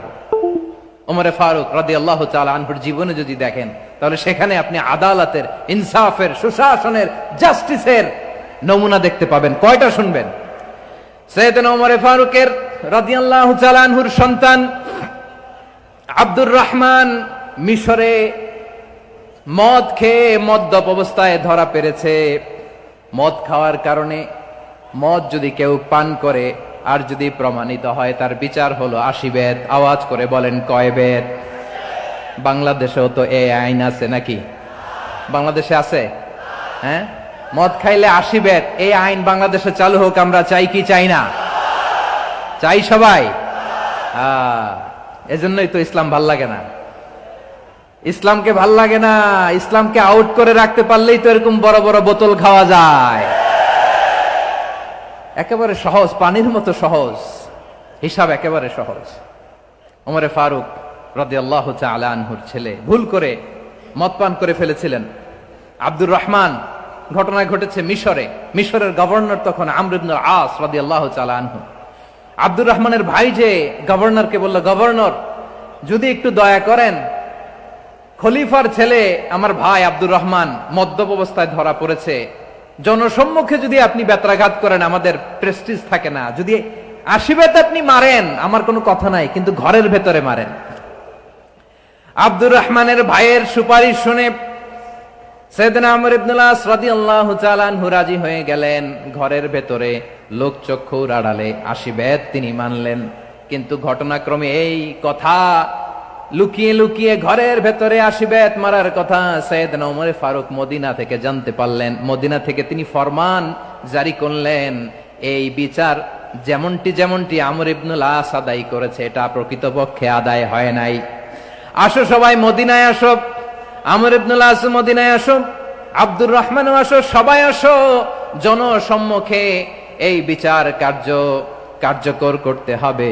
সাইয়েদনা ওমর ফারুক মসজিদে নববীর পিলারের মধ্যে নিজের ছেলেকে বাঁধলেন, আবার জনসম্মুখে 80টা বেত তার গায়ের মধ্যে মারলেন। মাজমুয়ে ফাতাওয়া ইবনে তাইমিয়া রাহিমাহুল্লাহ উনি এটা নকল করেছেন। এটা সবচেয়ে বিশুদ্ধ মত। আরো অনেক মত আছে, মারা গেছে কবরের উপর, ওগুলো বাদই দিলাম। কেমন খলিফা ছিলেন, কেমন খলিফা! পশ্চিমারা তোমরা জাস্টিস আমাদেরকে শেখাও, ইনসাফ কারে বলে সুশাসন আমাদেরকে তোমরা শিখাও। ওমর ফারুক রাদিয়াল্লাহু তাআলা আনহু ওই বিচারকে তিনি ধর্তব্য মনে করেন নাই। মদিনাতে এনে আবার জনসম্মুখে আবার 80 বেত মেরেছেন। মিশরে ওমর ফারুক রাদিয়াল্লাহু তাআলা আনহু আমর ইবনুল আসকে গভর্নর করে পাঠালেন। সেখানে আমর ইবনুল আসের ছেলে একটা প্রতিযোগিতায় রানার আপ হয়েছে। এক মিশরি সেখানে চ্যাম্পিয়ন হয়েছে। রানার আপ বুঝতে পেরেছেন তো? রানার আপ সেকেন্ড হয়েছে, এক মিশরি হয়েছে চ্যাম্পিয়ন প্রথম। কিন্তু গভর্নরের ছেলে ও জিততে পারে নাই। ও রাগে ওই মিশরির গায়ের মধ্যে কয়েকটা লাঠি দিয়ে বাড়ি মেরেছে। মিশরি যে মদিনাতে ওমর ফারুকের কাছে বিচার দিলেন, আপনার গভর্নরের ছেলে অন্যায়ভাবে আমার গায়ে হাত তুলেছে। সাইয়েদনা ওমর ফারুক আবার ফরমান জারি করলেন, আসো মদিনাতে আসো। মিশরীকে ডাকলেন। ওই মিশরের গভর্নর আমর ইবনুল আস রাদিয়াল্লাহু তাআলা আনহুকে ডাকলেন, তার ছেলেকেও ডাকলেন। সবাই বসে রইল। আমর ইবনুল আস রাদিয়াল্লাহু তাআলা আনহু মাথা নিচু করে বসে আছেন, লজ্জায় কাচুমাচু। হায় হায়, আজকে আমার ছেলের কারণে আমিরুল মুমিনিন খলিফাতুল মুসলিমিন ওমর ফারুকের কাছে আমি জনসম্মুখে লজ্জিত হচ্ছি। সাইয়েদনা ওমর ফারুক বললেন, এই নাও লাঠি, গভর্নরের ছেলে তোমার মাথার মধ্যে যতগুলো বাড়ি মেরেছে আজকে জনসম্মুখে তুমি অতগুলা বাড়ি মারো। মিশরি বলে, থাক, আপনি যে ডেকে আনছেন সবার সামনে এটা বলছেন, এতেই আমি খুশি। আল্লাহু আকবার! আপনার মহানুভবতা দেখে আমি খুশি, আর অপমানের দরকার নাই। ওমরে ফারুক বলে, না, খবরদার, এই কথা মিশরি তুমি বলো না, মারো, যতগুলা বাড়ি মেরেছে মারো। বাধ্য হয়ে মিশরি আমর ইবনুল আসের সামনে ওনার কলিজার টুকরা সন্তানের মাথার মধ্যে বাড়ি মারতে আরম্ভ করলেন। ঠিক যতগুলা বাড়ি গভর্নরের ছেলে আমর ইবনুল আসের ছেলে মিশরির গায়ে মেরেছিল, মাথায় মেরেছিল, মিশরি গুনে গুনে ততটা মারলেন। এই দৃশ্য দেখে ওমরে ফারুক রেগে মেগে আগুন, রাগের চোটে রাগ সামলাতে না পেরে আর নিজেকে সামলাতে না পেরে মিশরিরে বললেন, ছেলেরে মারা শেষ হয়ে গেলে এবার বাবার টাক মাথার মধ্যে কয়েকটা বাড়ি মার। রাগের চোটে, আউট অফ অ্যাঙ্গার, রাগের চোটে যে আমার পাঠানো গভর্নর আমর ইবনুল আস তার ছেলেকে কেন আদব তারবিয়া কেন শিক্ষা দিতে পারে না। ছেলেরে মারা হইলে এবার আমর ইবনুল আসের মাথার মধ্যে দুইটা মারো। এটা রাগে বলেছেন, এটা শাস্তি হিসেবে না। সুবহানাল্লাহ পড়ে। তোমরা আমাদেরকে সুশাসন শিখাও, আমাদেরকে সুশাসন শিখাও। বিশ্বনবী বলেন, আদল এটা যেন তেন বিষয় না, এটা দিয়েই মানবিক সমাজ গড়তে হবে। আল্লাহ তাআলা কিয়ামতের কঠিন ময়দানে যেদিন স্বামী স্ত্রীকে চিনবে না, স্ত্রী স্বামীকে দেখে পালিয়ে যাবে, বন্ধু বন্ধুরে চিনবে না, পীর সাহেব মুরিদরে চিনবে না, মুরিদ পীর সাহেবরে চিনবে না, দলের কর্মী তার নেতারে চিনবে না, নেতা তার কর্মীরে চিনবে না, বন্ধু বন্ধুরে দেখে পালাবে। এই কঠিন মুহূর্তে সূর্যটা মাথার কাছে চলে আসবে, জমিনটা তামার জমিন হবে। আজকের জমিনের মতো নয়। মানুষ ঘর্মাক্ত, ক্লান্ত, শ্রান্ত মাথার মগজগুলো কানের ছিদ্র আর নাকের ছিদ্র দিয়ে বেয়ে বেয়ে পড়বে। বিশ্বনবী ফরমান, কিয়ামতের ওই কঠিন ময়দানে 7 শ্রেণীর ব্যক্তিকে রব্বুল আলামিন তার আরশের নিচে ছায়া দিবেন। তার মধ্যে প্রথম শ্রেণীর ব্যক্তি হলো ইমামুন আদিল। ইমামুন আদিল, ন্যায়পরায়ণ শাসক, যে ইনসাফের সাথে বিচার করে, যে জাস্টিস সমাজে সার্ভ করে, যে সুশাসন নিশ্চিত করে, ওই ইমামুন আদিল। আদিল শব্দটা বুঝছেন না? ইন্নাল্লাহা ইয়া'মুরু বিল আদল, পাইছেন? আদিল। 7 শ্রেণীর ব্যক্তিকে আল্লাহ তাআলা সুশীতল আরশের নিচে ছায়া দিবেন, যেদিন তার দেয়া ছায়া ছাড়া কোনো ছায়া থাকবে না। এর প্রথম হচ্ছে ইমামুন আদিল, ন্যায়পরায়ণ শাসক। চিল্লায় বলেন সুবহানাল্লাহ। আবার বিশ্বনবী বললেন, ইন্নাল মুকসিতিনা ইনদাল্লাহি আলা মানাবিরা মিন নূর আন ইয়ামিনির রহমান। কিয়ামতের দিন যারা ন্যায়পরায়ণ হিসেবে আল্লাহর সামনে দাঁড়াবে, কিয়ামতের দিন রব্বুল আলামিন তার আরশের ডান দিকে ওই ন্যায়পরায়ণ লোকদের জন্য আরশের ডান দিকে একটা নূরের মিম্বারে তাদেরকে বসার সুযোগ করে দিবে। আল্লাহর আরশের ডান দিকে ন্যায়পরায়ণ লোকদের জন্য আল্লাহ তাআলা নূরের মিম্বার বানাবে। 4 কেন কথা মনে করেছেন? আল আদাল, জাস্টিস। ইন্নাল্লাহা ইয়া'মুরু বিল আদল। আল্লাহ তাআলা এই আদালতের নির্দেশনা দেয়, সুবিচার, সুশাসন। প্রিয় ভাইয়েরা, এটা আমরা বাংলাদেশে চাই কি চাই না? এই যে অরাজকতা, এই যে অন্যায়, এই যে জুলুম, এই যে ইনকনসিস্টেন্সি, সমাজের অসঙ্গতি, এর প্রধান কারণ জাস্টিস নাই, সুবিচার নাই, সুশাসন নাই। শেষবারের মতো আওয়াজ করে বলেন তো, আমরা বাংলাদেশে আদল চাই কি চাই না? তাহলে প্রথম নির্দেশনা শেষ। আল্লাহ তাআলা তোমাদেরকে আদলের আদেশ দেন। এরপরে আল্লাহ বললেন, আমি তোমাদেরকে ইহসানের আদেশ দেই। ইন্নাল্লাহা ইয়া'মুরু বিল আদলি ওয়াল ইহসান। আমি তোমাদেরকে যেমনি আদলের নির্দেশনা দেই, তেমনি ভাবে তোমাদেরকে ইহসানের নির্দেশনা দেই। ইহসান, আওয়াজ করে সবাই বলেন তো ইহসান। সবাই বলেননি? সবাই বললে এতটুকু আওয়াজ হবে আমি বিশ্বাস করি না। আওয়াজ করে বলুন আল ইহসান। ইহসান মানে কারো প্রতি সফট হার্টেড হওয়া, মহানুভব হওয়া, অনুগ্রহ পরায়ণ হওয়া, অনুগ্রহশীল হওয়া, একে অপরের প্রতি দয়াদ্র হওয়া। একে অপরের প্রতি দয়াদ্র, অনুগ্রহশীল হওয়া ছাড়া মানবিক সমাজ কশিনকালেও গঠন করা সম্ভব না। প্রিয় ভাইয়েরা, সুন্দর আচরণ দিয়ে, ইহসান দিয়ে যা জয় করা যায়, নরম আচরণ দিয়ে যেটা অর্জন করা যায়, কঠোরতা দিয়ে সেটা পারা যায় না। বিষ্ণু ঈসা ইসলাম ইহসান দিয়ে, কোমল আচরণ দিয়ে, তার অনুগ্রহ দিয়ে তিনি অনেক কাফিরের হৃদয়কে জয় করে ফেলেছেন। সাইয়েদনা সুমামা ইবনে উসাল রাদিয়াল্লাহু তাআলা আনহুর কথা মনে পড়ে যায়। তিনি ছিলেন ইয়ামামার বাদশা। মদিনাতে বিশ্বনবীকে হত্যা করার নিয়তে এসেছিলেন। গোপনে গোপনে বিশ্বনবীকে হত্যা করে আবার ইয়ামামাতে তিনি ফিরে যাবেন। কিন্তু কি অবাক করা কাণ্ড, হত্যা করতে পারে নাই, সাহাবাদের হাতে তিনি ধরা পড়ে গেলেন। সাইয়েদনা সুমামা ইবনে উসাল রাদিয়াল্লাহু তাআলা আনহু হত্যার নিয়তে আসলেন, কিন্তু হত্যা করতে পারলেন না। সাহাবারা ওনাকে ধরে ফেললেন, ধরে মসজিদে নববীর পিলারের মধ্যে বেঁধে রাখলেন। সুমামা ইবনে উসাল, সিরাত থেকে শুনেন, সিরাত থেকে শোনাচ্ছি। রাদিয়াল্লাহু তাআলা আনহু ইয়ামামার অধিপতি ছিলেন। ইয়ামামা বিশ্বনবীকে হত্যার জন্য আসছেন, ধরা পড়ে গেছেন, এখন মসজিদে নববীতে বেঁধে রাখছে, তার মানে বন্দী। এখন স্ট্যাটাস কি? বন্দী, ক্যাপটিভ। বিষ্ণু ঈসা ইসলাম সাহাবাদেরকে বললেন, তার খোঁজ খবর নিও, সুমামা ইবনে উসালের খোঁজ খবর নিও। সাহাবার বলেন, ইয়া রাসূলুল্লাহ, আপনাকে হত্যা করতে এসেছে, তার তো কঠিন ক্যাপিটাল পানিশমেন্ট হওয়া দরকার, কঠিন শাস্তি হওয়া দরকার। বিশ্বনবী বললেন, না, আমি যেটা জানি তোমরা সেটা জানো না, তোমরা সুমামার সাথে ভালো আচরণ করো। বিশ্বনবী সুমামার কাছে গেলেন। প্রথম দিন যে তিনি কালেমার দাওয়াত দিলেন, ইমানের দাওয়াত দিলেন, ইসলামের দাওয়াত দিলেন, রিসালাতের দাওয়াত দিলেন, আখিরাতের দাওয়াত দিলেন। পরের দিন যে বিশ্বনবী সালাতের দাওয়াত দিলেন, যাকাতের দাওয়াত দিলেন, ইসলাম কি, কিভাবে, কেমন করে পালন করতে হয় চমৎকার আর্টিকুলেট করতে শুরু করলেন। তন্ময় হয়ে সুমামা ইবনে উসাল রাদিয়াল্লাহু তাআলা আনহু বিশ্বনবীর কথাগুলো শুনতে আরম্ভ করলো। একদিন নয়, 2 দিন নয়, টানা 3 দিন বিশ্বনবী সুমামার কাছে ইসলামকে প্রেজেন্ট করেছেন, উপস্থাপন করেছেন। আওয়াজ করে বলেন, কয় দিন? 3 দিন। 3 দিন মসজিদে নববীতে বাঁধা। আর সাহাবীদেরকে বললেন তার খোঁজ খবর নিও, তোমরা যে রুটি বানাও এর মধ্যে সবচেয়ে ভালো আটার রুটিটা তারে দিও, সবচেয়ে রিফাইন্ড খেজুর যেটা পিওর খেজুর এটা তারে দিও। আর বিশ্বনবী নিজের উট থেকে দুধ দহন করে ওনার বাড়ির এক কর্মচারীকে বলেছেন দুধ দহন করে সুমামার জন্য নিয়ে যেও।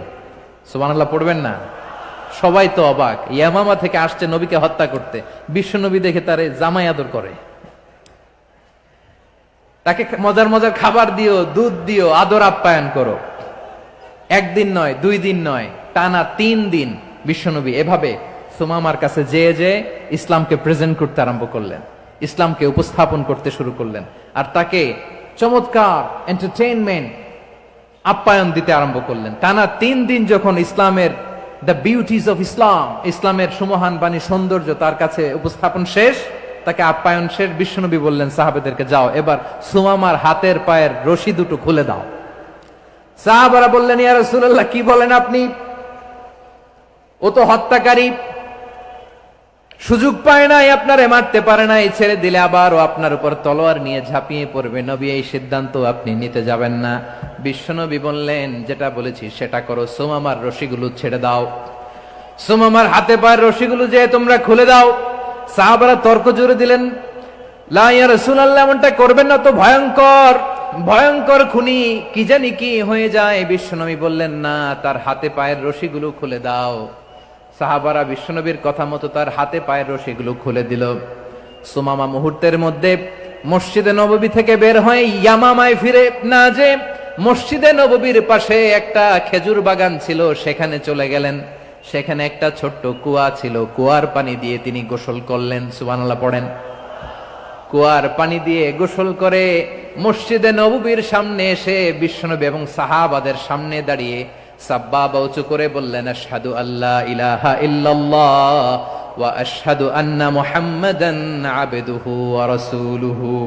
আল্লাহু আকবার। আমি সাক্ষ্য দিচ্ছি আল্লাহ ছাড়া কোনো ইলাহ নাই, আর মুহাম্মদ আল্লাহ তাআলার প্রেরিত বান্দা এবং রাসূল। প্রিয় ভাইয়েরা, ইহসান দিয়ে যা জয় করা যায়, কঠোরতা দিয়ে সেটা কঠিনকালেও জয় করা যায় না। আওয়াজ করে বলেন ঠিক কি না? এবার সুমামা দাঁড়িয়ে বলে, ওগো নবী, আমি তো কালিমা পড়ে মুসলমান হয়ে গেলাম, এবার শোনেন, এই মুহূর্তের আগে আপনার চেহারার চাইতে নিকৃষ্ট কোনো চেহারা আমার কাছে ছিল না, কিন্তু শাহাদা পাঠ করার পরে আপনার চেহারার চাইতে উত্তম শ্রেষ্ঠ কোনো চেহারা আমার কাছে আর নাই। ও নবী, আজকের দিনের আগে ইসলাম ধর্মের চেয়ে নিকৃষ্ট অপছন্দনীয় কোনো ধর্ম আমার কাছে ছিল না, কিন্তু এই মুহূর্ত থেকে ইসলামের চেয়ে সেরা শ্রেষ্ঠ পছন্দনীয় কোনো ধর্ম আমার কাছে নাই। নবী গো, আজকের দিনের আগে মদিনার চাইতে অপছন্দনীয় নিকৃষ্ট কোনো শহর আমার কাছে ছিল না, কিন্তু এই মুহূর্তের পর থেকে মদিনার চাইতে কোনো শ্রেষ্ঠ শহর আমার জানা নাই। সে ছিল গমের বড় ডিলার, গম বেচতো। কি বেচতো? তার গম কিনে মক্কার লোকেরা রুটি খাইতো। সে ঘোষণা দিল, আজকে থেকে মক্কাবাসীদের জন্য সব গম আমি হারাম করে দিলাম, মক্কাবাসী এখন না খেয়ে মরে। সুবহানাল্লাহ পড়বেন না? মক্কাবাসী বিশ্বনবীর কাছে আসলেন, এসে বললেন, মুহাম্মদ, আমরা তো তোমার ভাই, তোমার চাচা, তোমার ভাতিজা, তোমার আত্মীয়, তুমি সুমামারে বলো সে যেন আবার গমের সাপ্লাই মক্কার জন্য অনুমতি দিয়ে দেয়। বিশ্বনবীর অনুমতি ক্রমে সুমামা আবার মক্কাতে গম পাঠাতে শুরু করলো। পড়েন সুবহানাল্লাহ।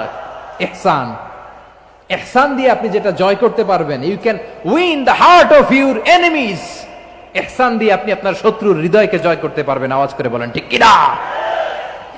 এজন্য আল্লাহ বললেন, ওয়া আনফিকু ফি সাবিলিল্লাহি ওয়া লা তুলকু বিআইদিকুম ইলাত তাহলুকা ওয়া আহসিনু ইন্নাল্লাহা ইউহিব্বুল মুহসিনিন। তোমরা আল্লাহর রাস্তায় দান করবে আর নিজেরা নিজেদেরকে ধ্বংসের হাতে ঠেলে দিও না। তোমরা একে অপরের প্রতি ইহসান করবে, কারণ ইহসানকারীদেরকে আল্লাহ বড্ড ভালোবাসেন। সুবহানাল্লাহ পড়েন। আবার সূরা রহমানে আল্লাহ বললেন, হাল জাযাউল ইহসানি ইল্লাল ইহসান ফাবিআইয়ি আলা, সবাই পড়েন, ফাবিআইয়ি আলাই রাব্বিকুমা তুকাযযিবান। ইহসানের প্রতিদান হিসেবে ইহসানই হয়। বিশ্বনবী সুমামার প্রতি যেমন ইহসান করেছেন, সুমামাও ঠিক তেমন ইহসান ফিরিয়ে দিয়েছে। ঠিক কিনা বলেন? তাহলে 1 নম্বরে হচ্ছে আদ, ন্যায় বিচার। 2 নম্বরে সবাই বলেন ইহসান, সদাচরণ। ইহসান 2 ধরনের প্রিয় ভাইরা, ইহসান ফিল ইবাদা, ইহসান ফিল মুআমালা। ইহসান ফিল ইবাদা হচ্ছে একাগ্র অনুভবে ইবাদতে ডুব দেওয়া, এর নাম ইবাদতের ইহসান। সুবহানাল্লাহ পড়ে। বিশ্বনবী বলেন ইহসান মানে কি জানো নাকি? হাদিসে জিবরিলে সাইয়েদনা জিবরিল আলাইহিস সালাম বিশ্বনবীকে বললেন আখবিরনি আনিল ইহসান, নবী আমাদেরকে বলেন ইহসান মানে কি? বিশ্বনবী বললেন আনতা আবুদাল্লাহ কাআন্নাকা তারাহু ফাইন লাম তাকুন তারাহু ফাইন্নাহু ইয়ারাক। ইহসান মানে হলো এমন ভাবে তুমি আল্লাহর সামনে নিজেকে উজাড় করে ইবাদত করবে, তুমি ভাববে তুমি আল্লাহকে দেখতে পাচ্ছ। আর এটা যদি ভাবা তোমার জন্য কঠিন হয়ে যায়, অন্তত এতটুকু তুমি ভাববা যে আল্লাহ তোমাকে দেখতে পাচ্ছেন। ঠিক কিনা বলেন? ও আমার বীর চট্টলার ভাইয়েরা, কেউ যেটা দেখে না সেটা দেখে কে? এই বিশ্বাস হৃদয়ের মধ্যে আছে? নামাজে যখন দাঁড়ান এই ফিলিংসটা আনা যাবে? হ্যাঁ, এশার সালাত তো এখনো হয় নাই না? আলোচনা শেষে এশার সালাত এখানে অনুষ্ঠিত হবে, তাই না? আচ্ছা বলুন তো, আমরা এশার সালাত পর্যন্ত বেঁচে থাকবো এই গ্যারান্টি আছে কার কার? হাত তোলেন। কয়েকজন হাত তুলছে পেছনে, না বুঝে তুলে ফেলছে। এশা পর্যন্ত যে আমরা হায়াত পাবো কোনো গ্যারান্টি আছে? সবাই আওয়াজ করে বলেন গ্যারান্টি আছে? গ্যারান্টি নাই। এজন্য বিষ্ণু ইসলাম বলেছে এমন ভাবে নামাজে দাঁড়াও, ইবাদত করো, মনে করো হতে পারে এটাই আমার জীবনের শেষ নামাজ। পারফর্ম দ্য সালাহ as if this is your last and final prayer. এমন ভাবে সালাতে দাঁড়াও, ভাবো হতে পারে এটাই তোমার জীবনের শেষ নামাজ। এমন ভাবে নামাজে দাঁড়াও, ভাবো এটাই শেষ নামাজ। তাহলে নামাজে একাগ্রতা বাড়ায় দিবে কে? ফলে ইবাদতের ইহসান আমাদের অর্জিত হবে। আর মুআমালাতে ইহসান হলো, বিশ্বনবী বলেন ইন্নাল্লাহা তাবারাকা ওয়া তাআলা কাতাবাল ইহসানা আলা কুল্লি শাই ফাইযা কাতালতুম ফাআহসিনুল কিতলা ওয়া ইযা যাবাহতুম ফাআহসিনুয যাবহা ওয়ালিয়ুহিদ্দা আহাদুকুম শাফরাতাহু ওয়ালিয়ুরিহ যাবিহাতাহু। ইহসান 2 ধরনের। আওয়াজ করে বলতে হবে কয় ধরনের? সবাই বলুন আওয়াজ করে, কয় ধরনের? একটা হচ্ছে ইহসান ফিল ইবাদা, ইবাদতে ইহসান। ইবাদতে ইহসান কি?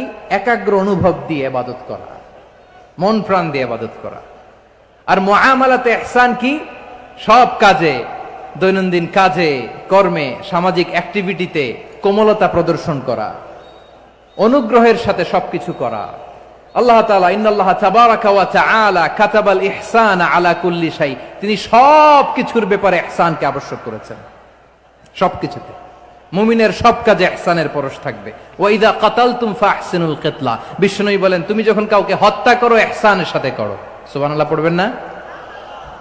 যখন হত্যা করো তখনও ইহসানের সাথে। আচ্ছা হত্যা করবো আবার ইহসান আসবে করতে করে, তো মেরেই ফেলবো আমি। আল্লাহ, ও ভাই একজন খুন করেছে, খুনি, রাষ্ট্রীয় আইনে তার শাস্তি হয়েছে ডেথ পেনাল্টি, মৃত্যুদণ্ড। এখন মৃত্যুদণ্ড দেখে আপনি যেমনি মন চায় তেমনি মারবেন লোকটারে? ওর নাক কেটে ফেলতে পারবেন? ওর কান কাটতে পারবেন? ওর চোখ উপড়ে ফেলতে পারবেন আপনি? যেমন মন চায় তার অঙ্গহানি করা যাবে না। ইহসানের সাথে তাকে হত্যা করো। সুবহানাল্লাহ, this is Islam, this is the true essence of Islam. ওয়া ইযা যাবাহতুম ফাহসিনুয যাবহা, যখন জবাই করবে তখনও ইহসানের সাথে জবাই করো। করব জবাই, ওইখানেও নাকি ইহসান। আচ্ছা কুরবানির দিন আমরা পশুগুলোরে কি করি বলেন সবাই আওয়াজ করে? জবাই। জবাই মানে তো এটার মেরেই ফেলতেছি, একটু পরে তো টুকরো টুকরো করে গোশতগুলো খাবো, এটা তো খাবো, এটা তো মেরেই ফেলবে। বিষ্ণু বলে না, জবাইয়ের মধ্যেও মুমিনের জবের ভেতরেও ইহসানের পরশ থাকা চাই। যখন জবাই করবে প্রাণীটাকে হাত পা টাইট করে বেঁধে নাও, ছুরিটাকে শার্পেন করে নাও, ধারালো করে নাও, যাতে অল্প সময়ে জবাইটা হয়ে যায়, প্রাণীটা যাতে কম কষ্ট পায়। সুবহানাল্লাহ পড়ে। দিস ইজ কল্ড ইহসান। ইহসান আল্লাহ তাআলা যেমনি আদলের আদেশ করেছেন, ন্যায় বিচার, জাস্টিস এনশিওর করতে বলেছেন, সমাজে ইহসানের ব্যবহার, ইহসানের অনুশীলন তিনি করতে বলেছেন। এজন্য মুমিনের প্রতিটি কাজে, আমার চট্টগ্রামের ভাইয়েরা আমার দিকে তাকান, খেয়াল করে শুনুন, মুমিন জীবনের প্রতিটি কাজে ইহসানের পরশ থাকা চাই। আমরা যেন আমাদের পরিবারের প্রতি ইহসান করি, আমরা যেন আমাদের কর্মচারীদের প্রতি ইহসান করি, আমরা যেন আমাদের কলিগদের প্রতি ইহসান করি, আমরা যেন আমাদের ভাইদের প্রতি ইহসান করি। মুমিন জীবনের প্রতি কাজে ইহসানের পরশ থাকার দরকার আছে না নাই? কথা বুঝতে পেরেছেন? তাহলে আল্লাহ তাআলার 3টা আদেশ ছিল, কয়টা গেল? ভুলে গেছে, ভুলে গেছে চট্টগ্রাম। 3টা আদেশের মধ্যে কয়টা বললাম? প্রথমে কি ছিল? আদল। 2 নম্বরে, 3 নম্বরে রব্বুল আলামিন বললেন ওয়া ইতাইদিল কুরবা, নিকটাত্মীয়দেরকে দান করো। নিকট আত্মীয়দেরকে দাও, যারা তোমাদের ব্লাড কানেকশনের আত্মীয় তাদেরকে তোমরা দাও। এখানে জেনারেলি বললেন দাও, কি দিব সেটা তিনি এখানে বলেন নাই, সেটা তিনি সূরাতুল ইসরার মধ্যে বলেছেন। আল্লাহ বলেন ওয়া আতিযাল কুরবা হাক্কাহ, নিকট আত্মীয়দেরকে তাদের অধিকার, তাদের প্রাপ্য তোমরা বুঝিয়ে দাও। দেখেন, একটা শান্তির সমাজ, একটা সমৃদ্ধ সমাজ, একটা মানবিক সমাজ গঠনের জন্য আল্লাহ তাআলা বেশি না, মাত্র 3টা অর্ডার, 3টা ভার্ডিক্ট তিনি জারি করেছেন। 1 নাম্বার সুশাসন, ন্যায় বিচার। 2 নাম্বার ইহসান। 3 নাম্বার নিকটাত্মীয়, যারা কাছের, তোমার ভেরি ক্লোজ রিলেশনশিপে আছে, তাদেরকে দাও। দাও, দিলে বাড়িয়ে দেয় কে? অনেকে দিতে চায় না, কৃপণতা করে। দিলে বাড়ায় দেয় কে? ও মিয়া, মদিনার মধ্যে সবচাইতে গরিব সাহাবী ছিল বেলাল রাদিয়াল্লাহু তাআলা আনহু। ওনার এন্টায়ার অ্যাসেট, সম্পদের পরিমাণ কতদূর জানেন? একটা লুঙ্গি। বেলাল রাদিয়াল্লাহু তাআলা আনহু, ওনার টোটাল ওয়েলথের এস্টিমেশন হচ্ছে মাত্র একটা লুঙ্গি। একটা লুঙ্গি, টোটাল ওয়েলথ এস্টিমেশন, টোটাল সম্পদের পরিমাণ বেলাল রাদিয়াল্লাহু তাআলা আনহুর কি ছিল? কথা বুঝে নাই বোধহয়। কি ছিল? ওই বেলাল রাদিয়াল্লাহু তাআলা আনহুকে বিষ্ণু ইসলাম বলেছেন আনফিক ইয়া বেলাল, ও বেলাল তুমিও দাও। ওয়ালা তাখশা মিন যিল আরশি ইখলালা, আরশের অধিপতির তো কোনো ঘাটতি নাই, তুমি দিলে ওই আল্লাহ তোমারে বাড়ায় দিবে। এজন্য আমার প্রিয় ভাইয়েরা, দিলে কমে না, দিলে বাড়ে। অনেকে ধরে রাখে, নতুন কিছু নিতে পারে না, হাত দিয়ে যেটা ধরে রেখেছেন এটা দিয়ে দেন, বড় একটা ধরার সুযোগ পাবেন। জোরে বলেন ঠিক কিনা? ধরেন 5 কেজি ওজনের একটা ধরে রাখছেন, এখন 10, এটা না ছাড়লে 10 কেজি ধরতে পারবেন আপনি? আচ্ছা, 10 কেজির জিনিস একটা আছে হাতে, ওইটা যদি ছেড়ে দেন তাইলেই না 15 কেজি ধরতে পারবেন। কথা বলেন ঠিক কিনা?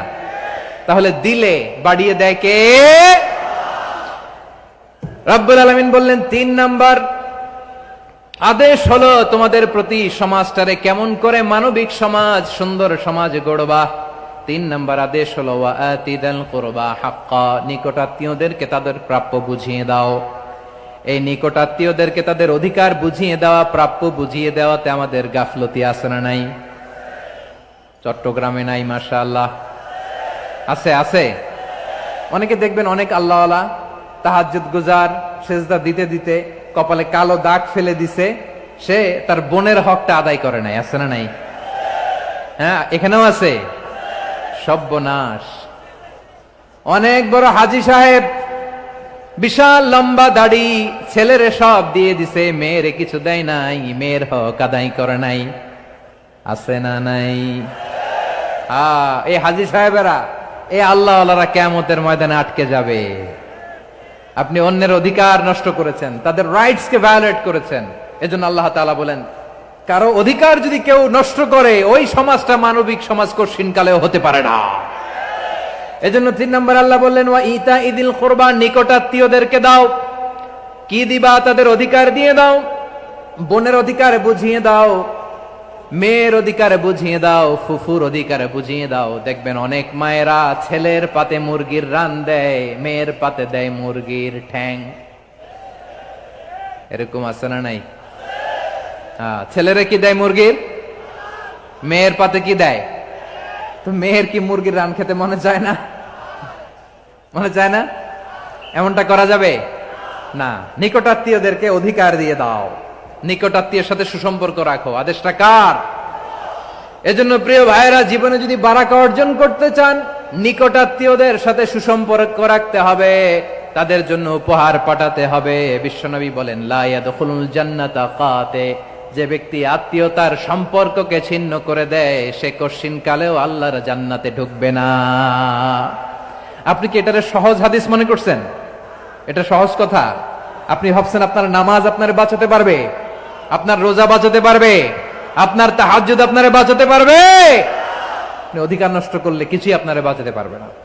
এজন্য নিকট আত্মীয়দেরকে দিতে হবে বেশি বেশি। বিশ্বনবী বলেন, ইন্না সাদাকাতা আলাল মিসকিনি সাদাকা ওয়া আলা যির রাহিমি ইসনাতান সাদাকাতুন ওয়া সিলা।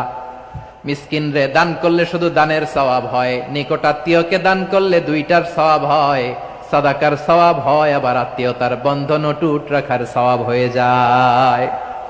আবার বিশ্বনবী বললেন, মান সাররাহু আইয়ুবসাতা লাহু ফি রিজকিহি ওয়া ইউনসা লাহু ফি আসারিহি ফালইয়াসিল রাহিমা। যে ব্যক্তি তার রিজিকের প্রশস্ততা চায় আর হায়াতে বরকত চায়, সে যেন তার আত্মীয়ের সাথে সুসম্পর্ক রাখে। আমার প্রিয় চট্টলার ভাইয়েরা, আমাদের রিজিক বাড়ুক, এটা আমরা চাই কি চাই না? সবাই চান? হ্যাঁ, আমাদের রিজিকে প্রশস্ততা আসুক, চাই কি চাই না? আমাদের হায়াতে বরকত আসুক, আমরা চাই কি চাই না? এই দুইটা যদি চান, তাহলে নিকট আত্মীয়দের সাথে সুসম্পর্ক রাখবেন, পারবেন? তাহলে সমাজটারে মানবিক সমাজ বানায় দিবে কে? তিনটা আদেশ চলে গেল। কয়টা? আওয়াজ করে বলেন। 1 নম্বরে কি ছিল? 2 নম্বরে, 3 নম্বরে নিকট আত্মীয়দেরকে দান। আপনাদেরকে আরো শোনার আগ্রহ আছে? আপনাদের মনোযোগ আছে না গেছে? কষ্ট হচ্ছে না? মাশাআল্লাহ, মাশাআল্লাহ। তাকবীর পড়ুন, লিল্লাহে তাকবীর।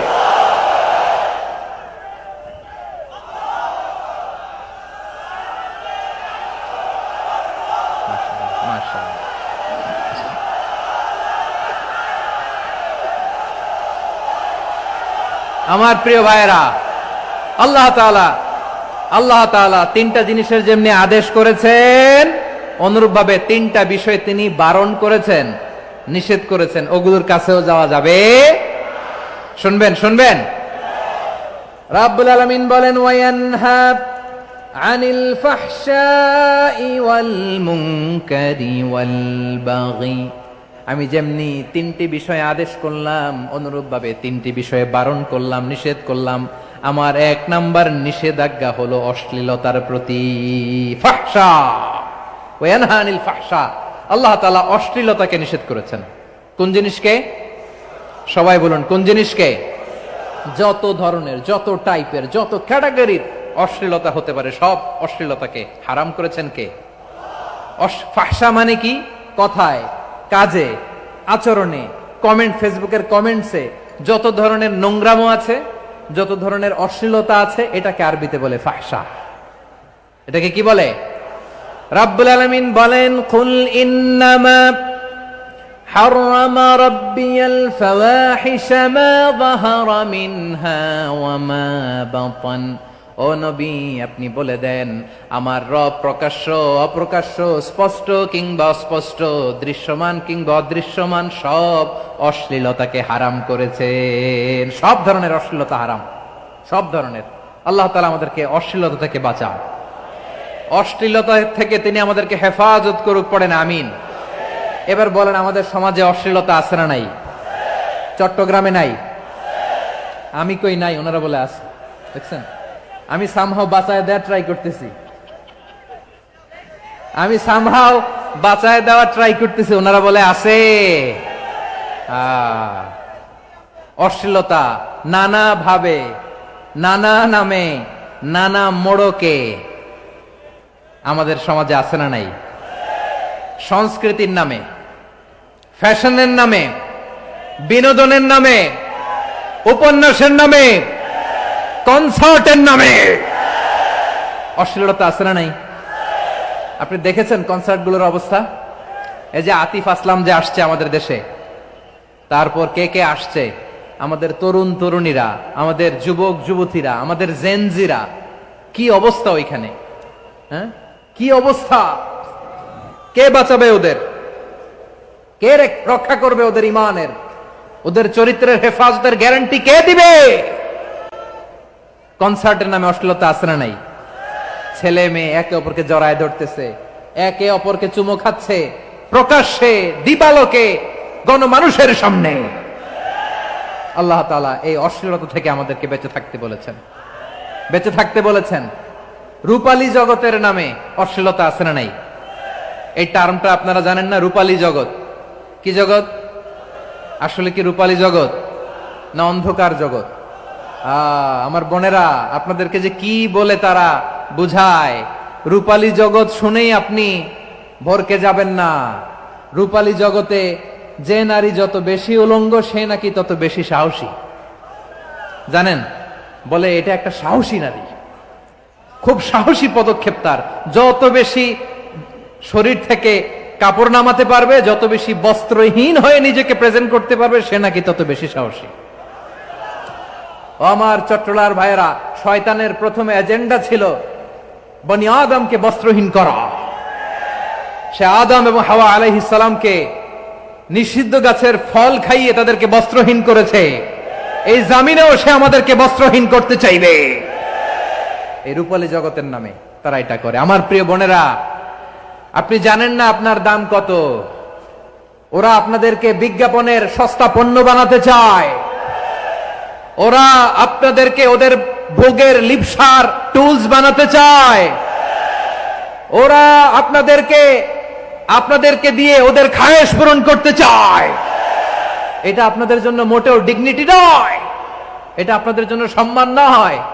আপনার সম্মান শালীনতায়, আপনার সম্মান হেজাবে, আপনার সম্মান ভদ্রতায়, আপনার সম্মান আপনার ডিসেন্ট পোশাকে। পোশাক বলে দেয় এই নারীটা ভদ্র না অভদ্র। পোশাক বলে দেয় এই মেয়েটা কোন ঘরের মেয়ে। আওয়াজ করে বলেন ঠিক কিনা? আপনি জানেন না, আপনার এই সস্তা পণ্য বানায়, ভোগের পণ্য, বিলবোর্ডে আপনাকে উলঙ্গ করে উপস্থাপন করে। এই অশ্লীলতার সাথে ইসলামের কোন সম্পর্ক। এজন্য আল্লাহ বলেন, আমি অশ্লীলতাকে হারাম করেছি। অশ্লীলতাকে হারাম করার প্রথম কারণ হলো এর মাধ্যমে মানবতাকে অপমানিত করা হয়। কারণ মানুষের সম্মান মানুষের পোশাকে। মানুষ যখন পোশাকহীন হয়ে যায়, বস্ত্রহীন হয়ে যায়, তার সম্মান কমে যায়। ঠিক কিনা? অশ্লীলতাকে হারাম করার প্রথম কারণ হচ্ছে মানুষ মানুষকে অপমান করে। একটা নারী, সে তো সম্মানিত। নারী যে কত সম্মানিত, নারীরা এটা বুঝেই নাই। বিশ্বনবী বলেন, আর দুনিয়া কুল্লুহা মাতা ওয়া খায়রু মাতা'আদ দুনিয়া আল মারআতুস সালিহা। আমার বোনেরা, 5টা প্যান্ডেলে আপনারা এলইডিতে আমার আলোচনা শুনছেন, আমি জানি। আপনাদের এই গর্ভ যে কত দামি আপনি জানেন না। আপনার পেট থেকেই আসবে আগামী দিনের সালাহুদ্দিন আল আইয়ুবী। আপনার পেট থেকেই আসবে অনাগত দিনের ইমাম মাহদী আল মুনতাদর। আপনার পেট থেকেই আসবে অনাগত দিনের ফয়সাল, ওয়াসিম, মুগ্ধ, আবু সাইদের মতো বীর যোদ্ধা।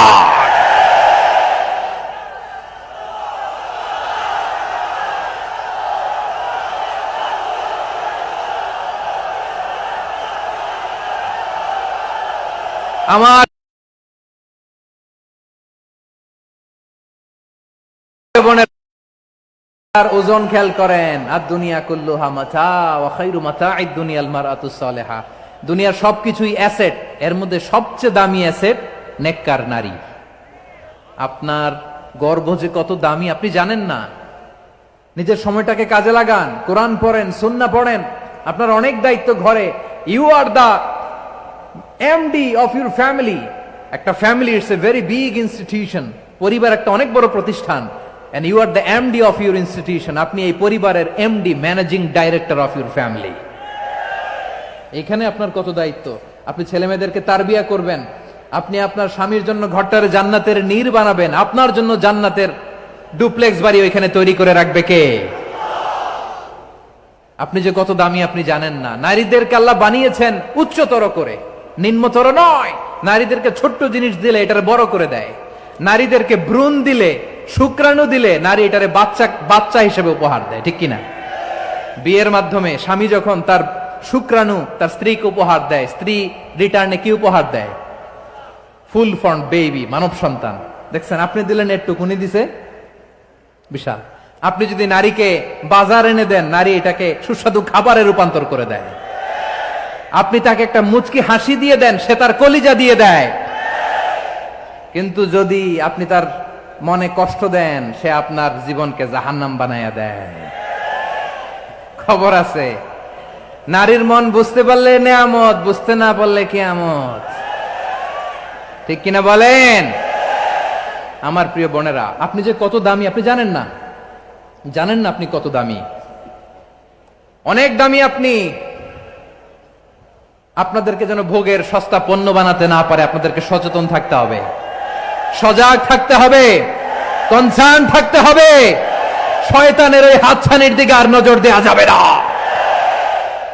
তাহলে কেন আল্লাহ তাআলা এই ফাহশা অশ্লীলতাকে হারাম করলেন? এক নাম্বার, এতে হিউম্যান ডিগনিটি কমে।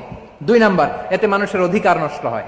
আপনি বিয়ে করেছেন, এরে পরকিয়া করেন, ওর সাথে এরকম আছে না নাই? স্ত্রীর অধিকার নষ্ট করেছেন। আপনি বিবাহ সম্পর্কে আবদ্ধ হয়েছেন তার সাথে, আপনি পরকিয়া করেন ওই ছেলের সাথে, আপনি আপনার হাজবেন্ডের সাথে বিট্রে করেছেন। এজন্য আল্লাহ অশ্লীলতাকে হারাম করেছেন।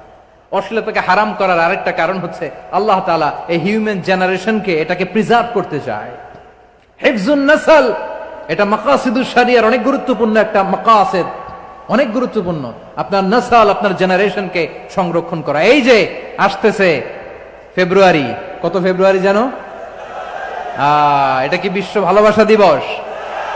হ্যাঁ, কি দিবস? এই বিশ্ব ভালোবাসা দিবসের সাথে মুসলমানদের কোনো সম্পর্ক নাই। আমার প্রিয় ভাইরা, এই যে আপনি অবৈধ সম্পর্কে জড়ালেন, কেন আল্লাহ অশ্লীলতাকে হারাম করেছে দেখেন। বলতেছিলাম যে এটা আপনার নাসল, আপনার জেনারেশন, আপনার লিনিয়েজ, আপনার বংশকে প্রিজার্ভ করা। কে কার বাবা, কে কার মা, বাবা মা জানা, প্রজন্মকে প্রিজার্ভ করা, এটা ইসলাম ওয়াজিব করে দিয়েছে। এই যে অবৈধ সম্পর্কের কারণে, বিশ্ব বেহায়া দিবসের কারণে, এগুলোর আউটকাম আউটপুট হিসেবে মাঝে মাঝে ঢাকা মেডিকেলের ডাস্টবিনে নবজাতকের বাচ্চার কান্নার আওয়াজ শুনতে পাওয়া যায়। চট্টগ্রাম মেডিকেলের ডাস্টবিনে নবজাতকের কান্না শুনতে পাওয়া যায়। বীর চট্টলার মুসলমানেরা বুঝতে পারলে আওয়াজ করে বলেন, এই যে চট্টগ্রাম মেডিকেলে যে নবজাতকটা পাওয়া গেল, ওর বাবাকে আমাকে বলেন, ওর বাবাকে, ওর মাকে, ও কোন ফ্যামিলির সন্তান কেউ জানে? আপনি হিউম্যান ডিগনিটিকে অপমান করেছেন না? আপনি তার ভবিষ্যৎকে অন্ধকার করেছেন না? আপনি তার লিনিয়েজকে প্রশ্নবিদ্ধ করে দিয়েছেন না? এই জন্য আল্লাহ তাআলা অশ্লীলতাকে আমাদের জন্য হারাম করে দিয়েছেন। পড়েন সুবহানাল্লাহ। এই জন্য রব্বুল আলামিন বলেন, কুল ইন্নামা হারামা রাব্বিয়াল ফাওয়াহিশা মা যাহারা মিনহা ওয়া মা বাতান। প্রকাশ্য অপ্রকাশ্য সব অশ্লীলতাকে হারাম ঘোষণা করে দিয়েছে কে? আবার দুনিয়ার বুকে যারা অশ্লীলতার প্রসার করে তাদের জন্য শাস্তি মজুদ রেখেছে কে? রব্বুল আলামিন বলেন, ইন্নাল্লাযীনা ইউহিব্বুনা আন তাশিআল ফাহিশাতু ফিল্লাযীনা আমানু লাহুম আযাবুন আলীমুন ফিদ দুনিয়া ওয়াল আখিরাতি ওয়াল্লাহু ইয়ালামু ওয়া আনতুম লা তা'লামুন। নিশ্চয়ই যারা বিশ্বাসীদের মাঝে অশ্লীলতার প্রচার প্রসার করতে চায় তাদের জন্য আমি মর্মন্তুদ শাস্তি প্রস্তুত করে রেখেছি, দুনিয়াতেও রেখেছি, আখিরাতেও রেখেছি। ঘোষণাটা কার? যারাই নাটকের নামে, সিনেমার নামে, রূপালী জগতের নামে, মুভির নামে, ওটিটি প্ল্যাটফর্মের নামে আমার সমাজে অশ্লীলতা ছড়াতে চায় তাদের জন্য কঠিন মর্মন্তুদ শাস্তি মজুদ রেখে দিয়েছে কে? ও আমার বোনেরা, এখনো আপনি জাগবেন না? এখনো আপনার চিন্তার দুয়ারে এখনো নাড়া পড়ে নাই? ওরা আপনাকে উলঙ্গ বানাতে চায়, ওরা আপনাকে আইটেম গার্ল বানাতে চায়। এজন্য ইসলাম অশ্লীলতাকে হারাম করেছে। হারাম। ইসলাম বলেছে যোজন যোজন দূরে থাকো। ওরা বলে না, কাছে আসো, কাছে আসার গল্প, ক্লোজ আপ ওয়ান, কাছে আসার গল্প আছে না নাই? চট্টগ্রামে তো এগুলো নাই মাশাআল্লাহ। হ্যাঁ, এখানেও আছে ক্লোজ আপ ওয়ান, কাছে আসার গল্প। আল্লাহ বলেন ওয়ালা তাকরাবুজ জিনা, কাছেও এসো না, জিনা থেকে যোজন যোজন কিলো দূরে থাকো। ওরা বলে কাছে আসার গল্প। আমার বীর চট্টলার ভাইয়েরা, কাছে আসতে হলে আমরা কোরআনের কাছে আসব, কাছে আসতে হলে নবীর কাছে আসব, কাছে আসার গল্প হবে আমার রবের কাছে আসার গল্প। চিল্লায় বলো ঠিক কিনা?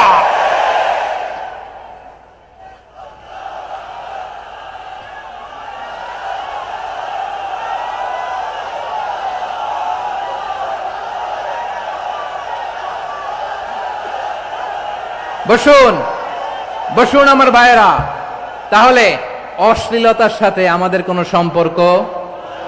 সবাই বলতে পারেননি, আওয়াজ করে বলুন, অশ্লীলতার সাথে আমাদের কোনো সম্পর্ক?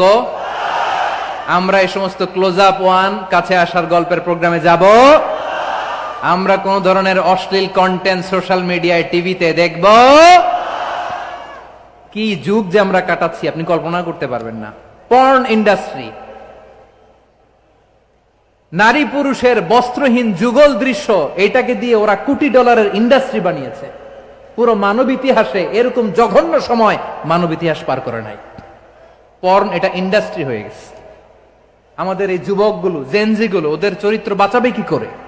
কেমন করে হেফাজত করবে ওদের এই মূল্যবান চরিত্র? আমার প্রিয় ভাইরা, এই অশ্লীলতার দ্য লেটেস্ট ভার্সন হচ্ছে LGBT-Q, শরীফ থেকে শরীফা। শুনছেন আপনারা? দেখতে পুরুষ, আসলেই পুরুষ, সুস্থ একজন পুরুষ, 4 সন্তানের বাবা, বলে আমি মনে মনে নারী।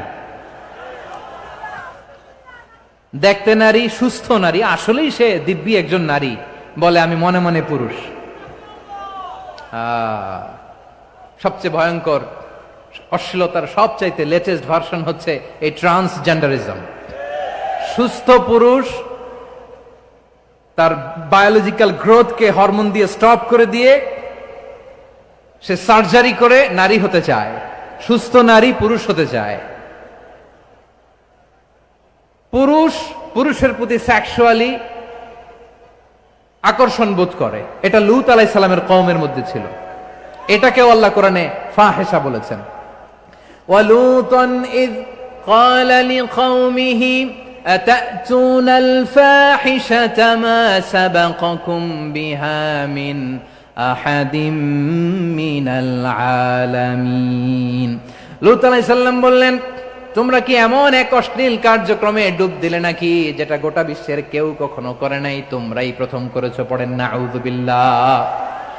এই পশ্চিমের এই রোগ আমার দেশে যেন আসতে না পারে, আমাদের সজাগ থাকতে হবে। প্রিয় ভাইরা চিল্লায় বলেন ঠিক কিনা? পশ্চিমের অবস্থা ভয়ঙ্কর। পাশ্চাত্যে আমি যুক্তরাষ্ট্রে ছিলাম অনেকদিন, কয়েক মাস, বিভিন্ন স্টেটে ঘুরেছি। গার্ডিয়ানরা উদ্বিগ্ন। ছেলে মেয়েদেরকে, ছোট্ট ছেলে মেয়ে, ওদেরকে জিজ্ঞেস করে, তুমি how do you feel right now inside yourself? তুমি ভিতরে ভিতরে কেমন ফিল করো? তোমার কি ছেলে ছেলে লাগে না মেয়ে মেয়ে লাগে? আচ্ছা বলেন, এই ছোট্ট বাচ্চাটাও কি এগুলো জেন্ডার অ্যাসাইনমেন্ট বলতে এগুলো কিছু বুঝে? এইভাবে মিসগাইড করা হচ্ছে। কৌতূহল বশত ছোট্ট ছেলে যদি বলে আমার তো মেয়ে মেয়ে লাগে, তখন বলে যে না তুমি মেয়ে, ছেলে না। মা বাবা বাধা দিলে ওকে আলাদা গভর্নমেন্ট হাউসে নিয়ে যায়। ভয়ঙ্করতম অবস্থা।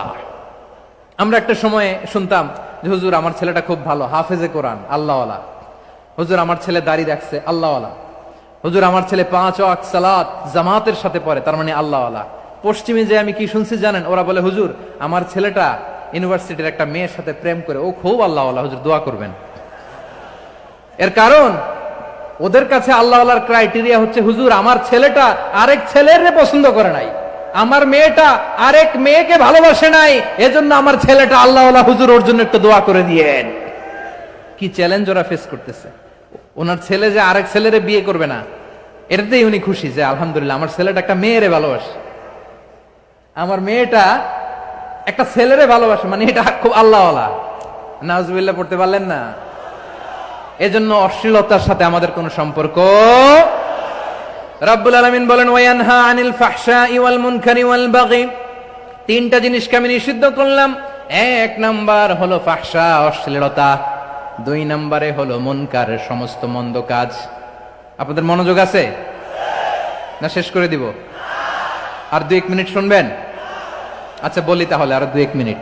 তাহলে নিষেধাজ্ঞা জারি করেছেন 3টা জিনিসের উপর। 1 নাম্বার কি? ফাহশা, অশ্লীলতা। 2 নাম্বার মুনকার। মুনকার মানে হচ্ছে যত মন্দ কাজ, খারাপ কাজ, বাজে কাজ, এটার বলে মুনকার। এটার কি বলে? আপনারা পড়ছেন না? তা'মুরুনা বিল মা'রুফি ওয়া তানহাউনা আনিল মুনকার। ভালো কাজের আদেশ, সৎ কাজের আদেশ, অসৎ কাজের নিষেধ। মুনকার, মুনকার হচ্ছে মানুষের স্বাভাবিক বিবেকবোধ যেটাকে খারাপ বলে, ওইটাই মুনকার। পৃথিবীর সব আসমানি গ্রন্থ যেটাকে খারাপ বলেছে, মানুষের স্বাভাবিক বিবেকবোধ যেটাকে খারাপ বলেছে, এগুলো সব মুনকার। যেমন ইফটিজিং, এটা কি ভালো না খারাপ?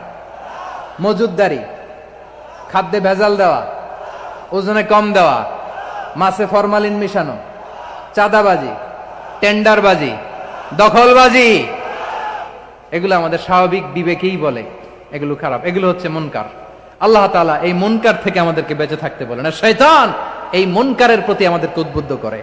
আল্লাহ তাআলা বললেন, ইয়া আইয়ুহাল্লাযীনা আমানু লা তাত্তাবিউ খুতুওয়াতিশ শাইতান ফাইন ওয়া মান ইয়াত্তাবি' খুতুওয়াতিশ শাইতানি ফাইন্নাহু ইয়া'মুরু বিল ফাহশাই ওয়াল মুনকার। আল্লাহ বললেন, আমার গোলামেরা শোনো শোনো, ও আমার বিশ্বাসী বান্দারা খবরদার, তোমরা কশিনকালেও শয়তানের পদাঙ্ক অনুসরণ করবে না, কারণ শয়তান তোমাদেরকে অশ্লীলতা এবং মন্দ কাজের দিকে উদ্বুদ্ধ করে। আমাদের কাজ হচ্ছে শয়তান আমাদেরকে যেদিকে নিতে চায় আমরা তার উল্টা দিকে যাব, ঠিক কিনা বলে? শয়তান এই মন্দ কাজকে আমাদের কাছে বিউটিফাই করে, চাকচিক্যময় করে আমাদের সামনে উপস্থাপন করে। এজন্য আল্লাহ বলেন, মুনকারকে থামাতে হবে, মুনকার প্রতিরোধ করতে হবে। মুনকার প্রতিরোধের দায়িত্ব শুধু আমাদের নাকি? শুধু আপনার খতিব সাহেবের, ইমাম সাহেবের, নাকি মুসলিম উম্মার সবার? আওয়াজ করে বলুন, মুনকার অসৎ কাজ প্রতিরোধের দায়িত্ব কার? রাব্বুল আলামিন বলেন, কুনতুম খায়রা উম্মাতিন উখরিজাত লিন-নাসি তা'মুরুনা বিল মা'রুফি ওয়া তানহাউনা আনিল মুনকার। তোমাদেরকে শ্রেষ্ঠ জাতি করে জমিনের মধ্যে আবির্ভূত করা হয়েছে, যাতে করে তোমরা জমিনের ভেতরে সৎ কাজের আদেশ করতে পারো আর অসৎ কাজের নিষেধ করতে পারো। উম্মাহ কুনতুম খায়রা, তাহলে গোটা উম্মার দায়িত্ব, এটা বুঝতে পারছেন তো? আচ্ছা, আরো নিচে আসেন। এরপরে আল্লাহ বললেন, শুধু উম্মাহ না, এই জমিনের রাজত্ব আমি যাদের হাতে দেই, এই জমিনের মালিক আমি যাদেরকে বানিয়ে দেই, যাদেরকে আমি সরকারের দায়িত্ব দেই, তাদেরকেও মুনকার প্রতিরোধের দায়িত্ব দিয়েছে কে? আল্লাহ বলেন, যারা ক্ষমতার মসনদে বসেছে তাদেরকে 4 দফা কর্মসূচি আমি আল্লাহ দিলাম। আওয়াজ করে বলেন, কয় দফা?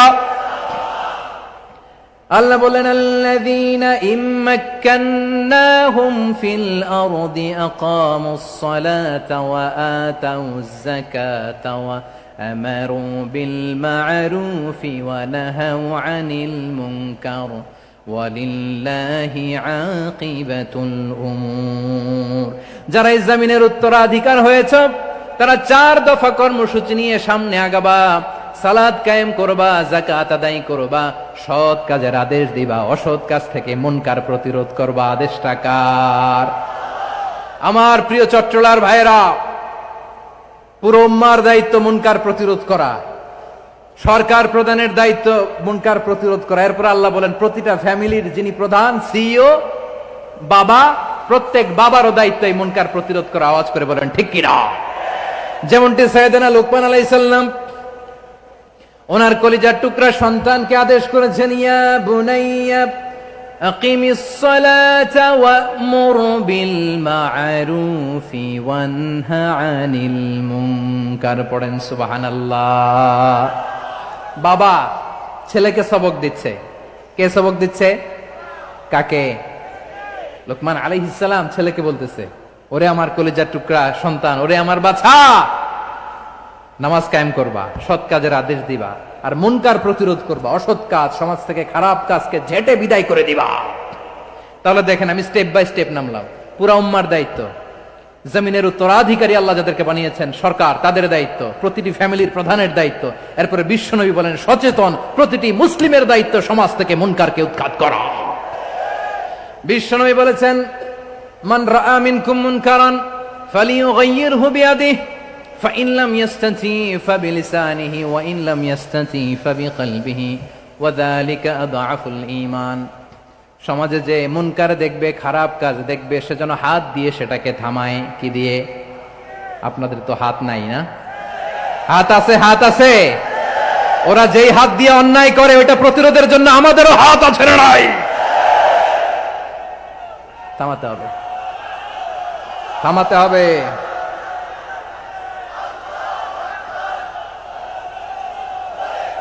বসুন আমার প্রিয় ভাইয়েরা, ওরা ওদের যেই হাত দিয়ে টেন্ডারবাজি করে, চাঁদাবাজি করে, ইফটিজিং করে, দখলবাজি করে, যেই হাত দিয়ে, ওই মুনকার থামায় দেওয়ার জন্য আল্লাহর দেয়া আমাদেরও দুটি হাত আছে না নাই? আমাদেরও হাত আছে, থামাইতে হবে, থামাইতে হবে, হিম্মত করতে হবে। আমার প্রিয় ভাইয়েরা, না থামালে আমরাই ডুববো শেষমেশ। আমাদের বাঁচার জন্য হলেও থামাইতে হবে। রব্বুল আলামিন বলেন, ওয়াত্তাকু ফিতনাতাল লা তুসিবান্নাল্লাযীনা যালামু মিনকুম খাসসা। ও আমার গোলামেরা, ওই আযাবকে ভয় করো যে আযাব যখন আমি জমিনের বুকে পাঠাই, শুধু জালেমদেরকেই মারি না, আলেমদেরকেও মারি। আযাব যখন আসে তখন শুধু জালিমই মরে না, আলেমও মরে। জানেন, মুসা আলাইহিস সালামের পায়ে একবার একটা লাল পোকা কামড় দিয়েছে, লাল পিঁপড়া। লাল পিঁপড়া কামড় দিলে খুব আরাম লাগে না? কি লাগে? হ্যাঁ, জলে না? লাল একটা পিঁপড়া কামড় দিছে, তো উনি রেগে মেগে পাশি দেখে লাল পিঁপড়ার বাসা, পা দিয়ে ডলে মুছে সবগুলো পিঁপড়া মেরে ফেলছে। এই ঘটনাটা আল্লাহ ঘটিয়েছেন এজন্য মুসা আলাইহিস সালাম ছিলেন কালিমুল্লাহ, সরাসরি আল্লাহর সাথে কথা বলতেন। তিনি আল্লাহকে জিজ্ঞেস করেছিলেন, আল্লাহ তুমি যখন কোন জনপদে আযাব পাঠাও, শাস্তি দাও, ওখানকার শুধু জালেমরাই তো মরে না, ভালো মানুষগুলাও মরে, তো আযাব দিবা মুশরিকদের উপর দিবা, অবাধ্যদের উপর দিবা, ভালো মানুষগুলারে মারো কেন? আল্লাহ বললেন, মুসা তোমার যে কামড় দিছিল পায়ের মধ্যে পিঁপড়া, কয়টা পিঁপড়া? জোরে বলেন। একটা পিঁপড়া, সবগুলারে মারলা কেন? রেগে মেগে পুরো পিঁপড়ার বাসা ভেঙে মেসাকার করলা কেন? এই মুসা, আমি যখন অ্যাকশনে যাই, আমি যখন শাস্তি দেই, তখন এত বাস বিচার করা হয় না, বাস বিচার করা যায় না। যখন অ্যাকশনে যাওয়া হয়, ওইটা ডাইরেক্ট অ্যাকশন হয়ে যায়। চিল্লায় বলো ঠিক কি না? এজন্য আমাদের বাঁচার জন্য হলে ওই পাপ থামাতে হবে, এই শয়তানের অট্টহাসি থামাতে হবে, অন্যায় অপরাধ সমাজ থেকে আমাদের থামাতে হবে। কারণ আযাব আসলে ওরাও মরবে, আমরাও মরব। একটা জাহাজ 2 তলা, আপনি আছেন 2য় তলায়, শুনতেছেন? শুনতেছেন? জাহাজ কয় তলা? আপনি কোন তলায়? 2য় তলায়। নিচের তলার কিছু লোক জাহাজের তলা ছিদ্র করতে আরম্ভ করছে। কি ছিদ্র করতেছে? আচ্ছা, জাহাজের তলা ছিদ্র করলে তলা দিয়ে কি ঢুকে? এখন আপনি যদি বলেন আমার কি, আমি তো 2 তলায়, আমার কি, আমি তো সেফ, আমি ইন দ্য সেফ জোন, আমি তো ভালো আছি, আমি তো ভালো আছি। আসলে কি শুধু ওরা মরবে, নাকি তলা ফুটো হলে আপনারও সলিল সমাধি হবে? তলা দিয়ে যখন পানি ঢুকবে, জাহাজ ডুবলে আপনিও মরবেন। এজন্য নিজে মরার আগে ওই পাগলগুলোর নিচতলায় যে থামাতে হবে। চিল্লায় বলেন ঠিক কি না? এজন্য আল্লাহ বললেন, মুনকার প্রতিরোধের দায়িত্ব সমাজের টপ টু বটম সবার। পুরো আম্মার দায়িত্ব, সরকার প্রধানের দায়িত্ব, প্রতিটি ফ্যামিলির প্রধান বাবার দায়িত্ব, বিশ্বনবী বললেন প্রতিটি সচেতন মুসলিমের দায়িত্ব। এজন্য মুনকার প্রতিরোধ করার দরকার আছে না নাই? সমাজে এই যে ইফটিজিং হয়, আপনার বোনের বয়সী একটা মেয়েকে কিছু বখাটে টিটকারি করে, এই বলে সেই বলে, নোংরা কথা বলে, রাস্তায় দেখেও আপনি পাশ দিয়ে না দেখার মতো চলে যান কেন? আপনি দাঁড়ান না কেন? আপনি দাঁড়ালেই তো থেমে যাবে। কারণ সত্যের যে শক্তি, তার সামনে মিথ্যা মুখ থুবড়ে পড়ে। আপনার সামনে ও কিছুই না, নাথিং। আপনি দাঁড়ান, ওকে প্রশ্ন করেন যে আমার বোনকে তুমি ডিস্টার্ব করো কেন? আপনাকে দেখে আরো 5 জন দাঁড়াবে, 5 জনকে দেখে আরো 10 জন দাঁড়াবে। আমাদের নীরবতা আর আমাদের নিশ্চুপ থাকাই জালিমদেরকে আরো শক্তিশালী জালিম বানিয়েছে। এজন্য মুনকার প্রতিরোধের দায়িত্ব আমাদের সবার। টেন্ডারবাজি, চাঁদাবাজি, দুর্নীতি, অপরাধ, দখলদারিত্ব, মজুদদারি, এগুলো সব কিছু একসাথে প্রতিরোধ করতে হবে। ঠিক কিনা বলেন? একটা মানবিক সমাজ যদি চাই, প্রতিরোধ করতে হবে। প্রিয় ভাইয়েরা, আল্লাহর শপথ নিয়ে বলি, এই নাসিহাত গুলো সবার জন্য, সব দলের জন্য, সব মতের মানুষের জন্য। আমরা কোন দলের প্রতি মানুষকে ডাকি না, আমরা ডাকি ইসলামের দিকে।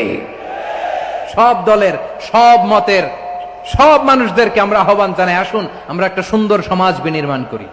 এই যে নতুন বাংলাদেশের এক সুযোগ এসেছে, আর জীবনে হয়তো আসবে না, সামনের 100 বছর এই সময় আসবে না।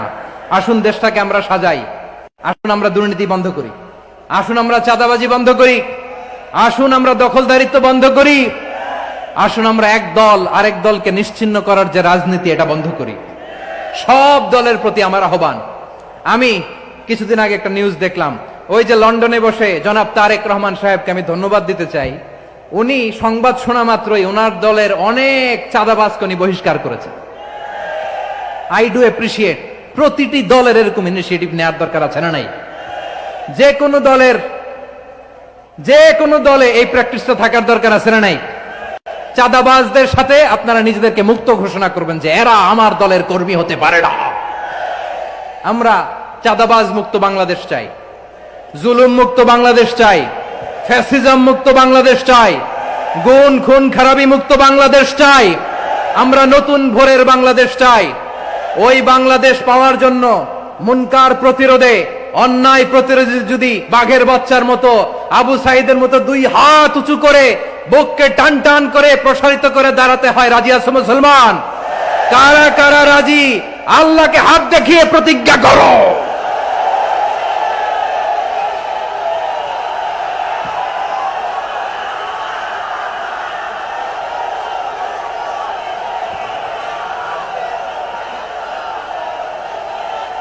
আমার প্রিয় ভাইয়েরা, বসুন বসুন আমার ভাইয়েরা। রাব্বুল আলামিন বলেন, ওয়ায়ানহা আনিল ফাহশাই ওয়াল মুনকারি ওয়াল বাগি ইয়াইদুকুম লাআল্লাকুম তাযাক্কারুন। বসুন। আল্লাহ বললেন, আমি অশ্লীলতাকে নিষেধ করি, আমি সব ধরনের মন্দ কাজকে নিষিদ্ধ করি, সব শেষে আমি সীমা লঙ্ঘনকে তোমাদের জন্য নিষিদ্ধ করি। আলোচনা মনে আছে তো, না ভুলে গেছেন? নিষিদ্ধ করেছেন কয়টা জিনিস? 1 নম্বরে অশ্লীলতা, 2 নম্বরে মুনকার তথা সব মন্দ কাজ, 3 নম্বরে আল বাগি, সীমা লঙ্ঘন, ক্রসিং দ্য লিমিট। সীমা লঙ্ঘন করা ভালো না। We all should know our limits. চিল্লায় বলেন ঠিক কিনা? একই আয়াতে আল্লাহ বললেন, কুল ইন্নামা হাররামা রাব্বিয়াল ফাওয়াহিশা মা যাহারা মিনহা ওয়া মা বাতানা ওয়াল ইসমা ওয়াল বাগিয়া বিগাইরিল হক। অন্যায় ভাবে যে অবাধ্য হয়, যে সীমা লঙ্ঘন করে, তাদেরকেও আমি এটা হারাম করে দিলাম। সীমা লঙ্ঘন করা হারাম, সীমা লঙ্ঘন করা হারাম। আল্লাহ বারবার আমাদেরকে ওয়ার্নিং দেয়। যখন আমরা থামি না তখন আল্লাহ ধরে, আর যখন ধরে তখন ছাড়ে না। ধরে না, ধরলে আল্লাহ। ফেরাউনকে কিন্তু হুট করে ধরে নাই, আপনারা জানেন 9 বার ওয়ার্নিং দিয়েছে। ফেরাউনকে আল্লাহ তাআলা ওয়ার্নিং দিয়েছিল কয়বার? বীর চট্টলার বীর সেনানীরা আওয়াজ করে বলেন, ফেরাউনকে ধরার আগে ওয়ার্নিং দেওয়া হয়েছিল কয়টা? রাব্বুল আলামিন বলেন, ওয়ালাকাদ আতাইনা মূসা 9 আয়াতিন বাইয়িনাত। 9টা মুআজিজা দেখিয়েছি। 1 2 3 বারবার এইভাবে রিমাইন্ডার, ওইভাবে রিমাইন্ডার, এইভাবে নসিহাত, ওইভাবে দাওয়া। ফাকুলা লাহু কাওলান লাইয়িনা, নরম করে বলো, সফট করে বলো, যত ওয়ে হতে পারে দাওয়া মেথডোলজি। মূসা আলাইহিস সালামের সব অ্যাপ্লাই শেষ। 10ম বারে যে আল্লাহ ধরছে, 10ম বারে যে ধরেছে। এজন্য আল্লাহ বলেন, আমি সীমালঙ্ঘনকে পছন্দ করি না। কোরআনের অন্য আয়াতে বাগীকে বলা হয়েছে আল ইতিদা। সীমালঙ্ঘন যারা করে তাদেরকে আল্লাহ বলেছেন মুতাদিন। ওয়াকাতিলু ফি সাবিলিল্লাহিল্লাযীনা ইউকাতিলুনাকুম ওয়া লা তা'তাদু ইন্নাল্লাহা লা ইউহিব্বুল মুতাদিন। আমি সীমালঙ্ঘনকারীদেরকে কোশ্চিনকালেও পছন্দ করি না। আমরা যেন সীমালঙ্ঘন না করি। রাজি আছেন তো? যে কোনো ক্ষেত্রে ইবাদতে যেন সীমালঙ্ঘন না করি। অনেকে আমরা ইবাদতে সীমালঙ্ঘন করে ফেলি। বিশ্বনবী সাল্লাল্লাহু আলাইহি ওয়াসাল্লাম যেটা শিখিয়েছেন, এর বাইরে যে অতিরিক্ত বুজুর্গ হতে চায়, এরকম আছে না নাই? করা যাবে না, কোনো ক্ষেত্রেই সীমালঙ্ঘন করা যাবে, এমনকি যুদ্ধ ক্ষেত্রেও না। বিশ্বনবী সাল্লাল্লাহু আলাইহি ওয়াসাল্লাম বলেন, খবরদার যুদ্ধ ক্ষেত্রেও সীমালঙ্ঘন করো না। কি সুন্দর ইসলাম আমরা পেয়েছি। বিশ্বনবী বলেন, খবরদার যুদ্ধের ময়দানে কোনো নারীর গায়ে হাত তোলো না, কোন শিশুর গায়ে হাত তোলো না, কোন গবাদি পশু হত্যা করো না, কোন শস্য ক্ষেত্র ধ্বংস করো না, ইবাদতরত অন্য ধর্মের কোন সন্ন্যাসীর গায়ে হাত তুলো না, বলেন সুবহানাল্লাহ। তাহলে আমরা সীমা লঙ্ঘন করতে পারবো? প্রিয় ভাইরা, একটা সুখী, সমৃদ্ধ, শান্তির সমাজ, মানবিক সমাজ যদি আমরা গঠন করতে চাই, আমাদের আল্লাহর দেয়া কয়টা আদেশ মানতে হবে বলেন দেখি? সবাই বলেন কয়টা? আর বেঁচে থাকতে হবে কয়টা জিনিস থেকে? আওয়াজ করে বলেন কয়টা? আচ্ছা, আদেশ নাম্বার 1 কি ছিল বলেন? আল্লাহর আদেশ কি? 1 নাম্বার আদাল, ন্যায়পরায়ণতা। আমরা সুবিচার, সুশাসন, ন্যায় বিচার চাই কি চাই না? 2 নম্বরে কি ছিল? মাশাআল্লাহ, আওয়াজ করে বলেন 2 নম্বরে কি ছিল? ইহসান, আমরা যেন সবার প্রতি দয়া পরবশ হই, ইহসান করি। 3 নম্বরে কি ছিল? নিকটাত্মীয়দের দান করা, তাদের অধিকার প্রাপ্য বুঝিয়ে দেওয়া। পাশাপাশি 3টা জিনিস থেকে আল্লাহ বারণ করেছেন, নিষেধ করেছেন। তার প্রথমটা ফাহশা, অশ্লীলতা। অশ্লীলতার সাথে আমাদের কোনো সম্পর্ক। আজকের এই ঐতিহাসিক চট্টগ্রামের প্যারেড ময়দান থেকে আমরা যত ধরনের মা যাহারা মিনহা মা বাতান, প্রকাশ্য অপ্রকাশ্য, দৃশ্যমান অদৃশ্যমান, সব অশ্লীলতা থেকে নিজেদেরকে মুক্ত ঘোষণা করলাম। অশ্লীলতাকে আমরা না বলে দিলাম। আওয়াজ করে সবাই বলুন নো। অশ্লীলতার সাথে আমাদের কোনো সম্পর্ক। 2 নম্বর নিষেধাজ্ঞা কি ছিল? আল মুনকার, সমাজের যত মন্দ কাজ, এগুলোকে আমরা প্রতিরোধ করব। রাজি আছেন তো সবাই? 3 নম্বরে আল বাগী, সীমালঙ্ঘন। কোন মুসলিম সীমালঙ্ঘন করে না, এমনকি যুদ্ধক্ষেত্রেও না। আওয়াজ করে বলেন ঠিক কি না? রাব্বুল আলামিন শেষে বললেন ইয়াইদুকুম লাআল্লাকুম তাযাক্কারুন, আল্লাহ তোমাদেরকে উপদেশ দেন যাতে তোমরা শিক্ষা গ্রহণ করো। আমরা উপদেশ দিব, আমরা জোর করে কাউরে কিছু মানাতে চাই না। লা ইকরাহা ফিদ্দিন ওয়া যাক্কির ফা ইন্না যিকরা তানফাউল মুমিনিন। উপদেশ দিলে এটা মুমিনদের কাজে দেয়।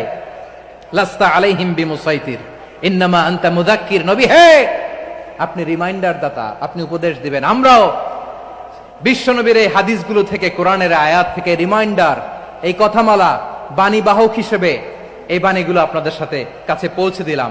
আমরা আল্লাহ তাআলার কাছে প্রার্থনা করি, আল্লাহ আমরা যেন আদল দিয়ে আমাদের সমাজকে গঠন করতে পারি। আল্লাহ আমরা যেন ইহসান করতে পারি, আমরা যেন নিকটাত্মীয়দের দান করতে পারি। আল্লাহ যত ধরনের অশ্লীলতা, অনাচার, মন্দ কাজ, সীমালঙ্ঘন, অবদ্ধতা থেকে যেন আমরা বেঁচে থাকতে পারি। আল্লাহ তাআলা আমাদের সবাইকে কথাগুলো বোঝার ও আমল করার তৌফিক দান করুক। হাযা মা ইনদি ওয়াল ইলমু ইনদাল্লাহ আলাইহি তাওয়াক্কালতু ওয়া ইলাইহি উনীব। প্রিয় ভাইরা, আমি আপনাদের সবার জন্য দোয়া করি, আপনারাও আমার জন্য দোয়া রাখবেন। আমাদের পাশেই আছেন আমাদের সকলের শ্রদ্ধাভাজন, আমাদের মুরব্বী আওলাদে রাসূল আনোয়ার হোসেন তাহের জাবির আল মাদানী হাফিজাহুল্লাহ ওয়া রাআ। সবাই বসুন। উঠবেন না, কেউ উঠবেন না। উঠলেন কেন? উঠলেন কেন? প্যারেড ময়দানের প্রোগ্রাম তো এরকম হইতে পারবে না। বসুন, এটা আল্লামা সাঈদীর স্মৃতি বিজড়িত মাহফিল। বসুন, বসুন, এই মাহফিলের আদব আছে। বসুন, বসুন। সুশৃঙ্খল ভাবে আমরা আখির মোনাজাতে অংশগ্রহণ করব। আওলাদে রাসূল আমাদের পাশে আছেন। হুজুর আমাদের সবাইকে নিয়ে প্রাণ ভরে দোয়া করবেন। আপনাদের সবার কাছে আমি দোয়া চাই, আপনাদের সবার জন্য দোয়া করি। আল্লাহ তাআলা আপনাদের সবাইকে ভালো রাখুন, সুস্থ রাখুন, নিরাপদে রাখুন। সুবহানাকাল্লাহুম্মা ওয়া বিহামদিকা আশহাদু আল্লা ইলাহা ইল্লা আনতা আস্তাগফিরুকা ওয়া আতুবু ইলাইক। আবারো হয়তো দেখা হয়ে যাবে অন্য কোনো তাফসীরুল কোরআনের ময়দানে। আসসালামু আলাইকুম ওয়া রাহমাতুল্লাহি তাআলা ওয়া বারাকাতুহু। আলহামদুলিল্লাহ, আলহামদুলিল্লাহ।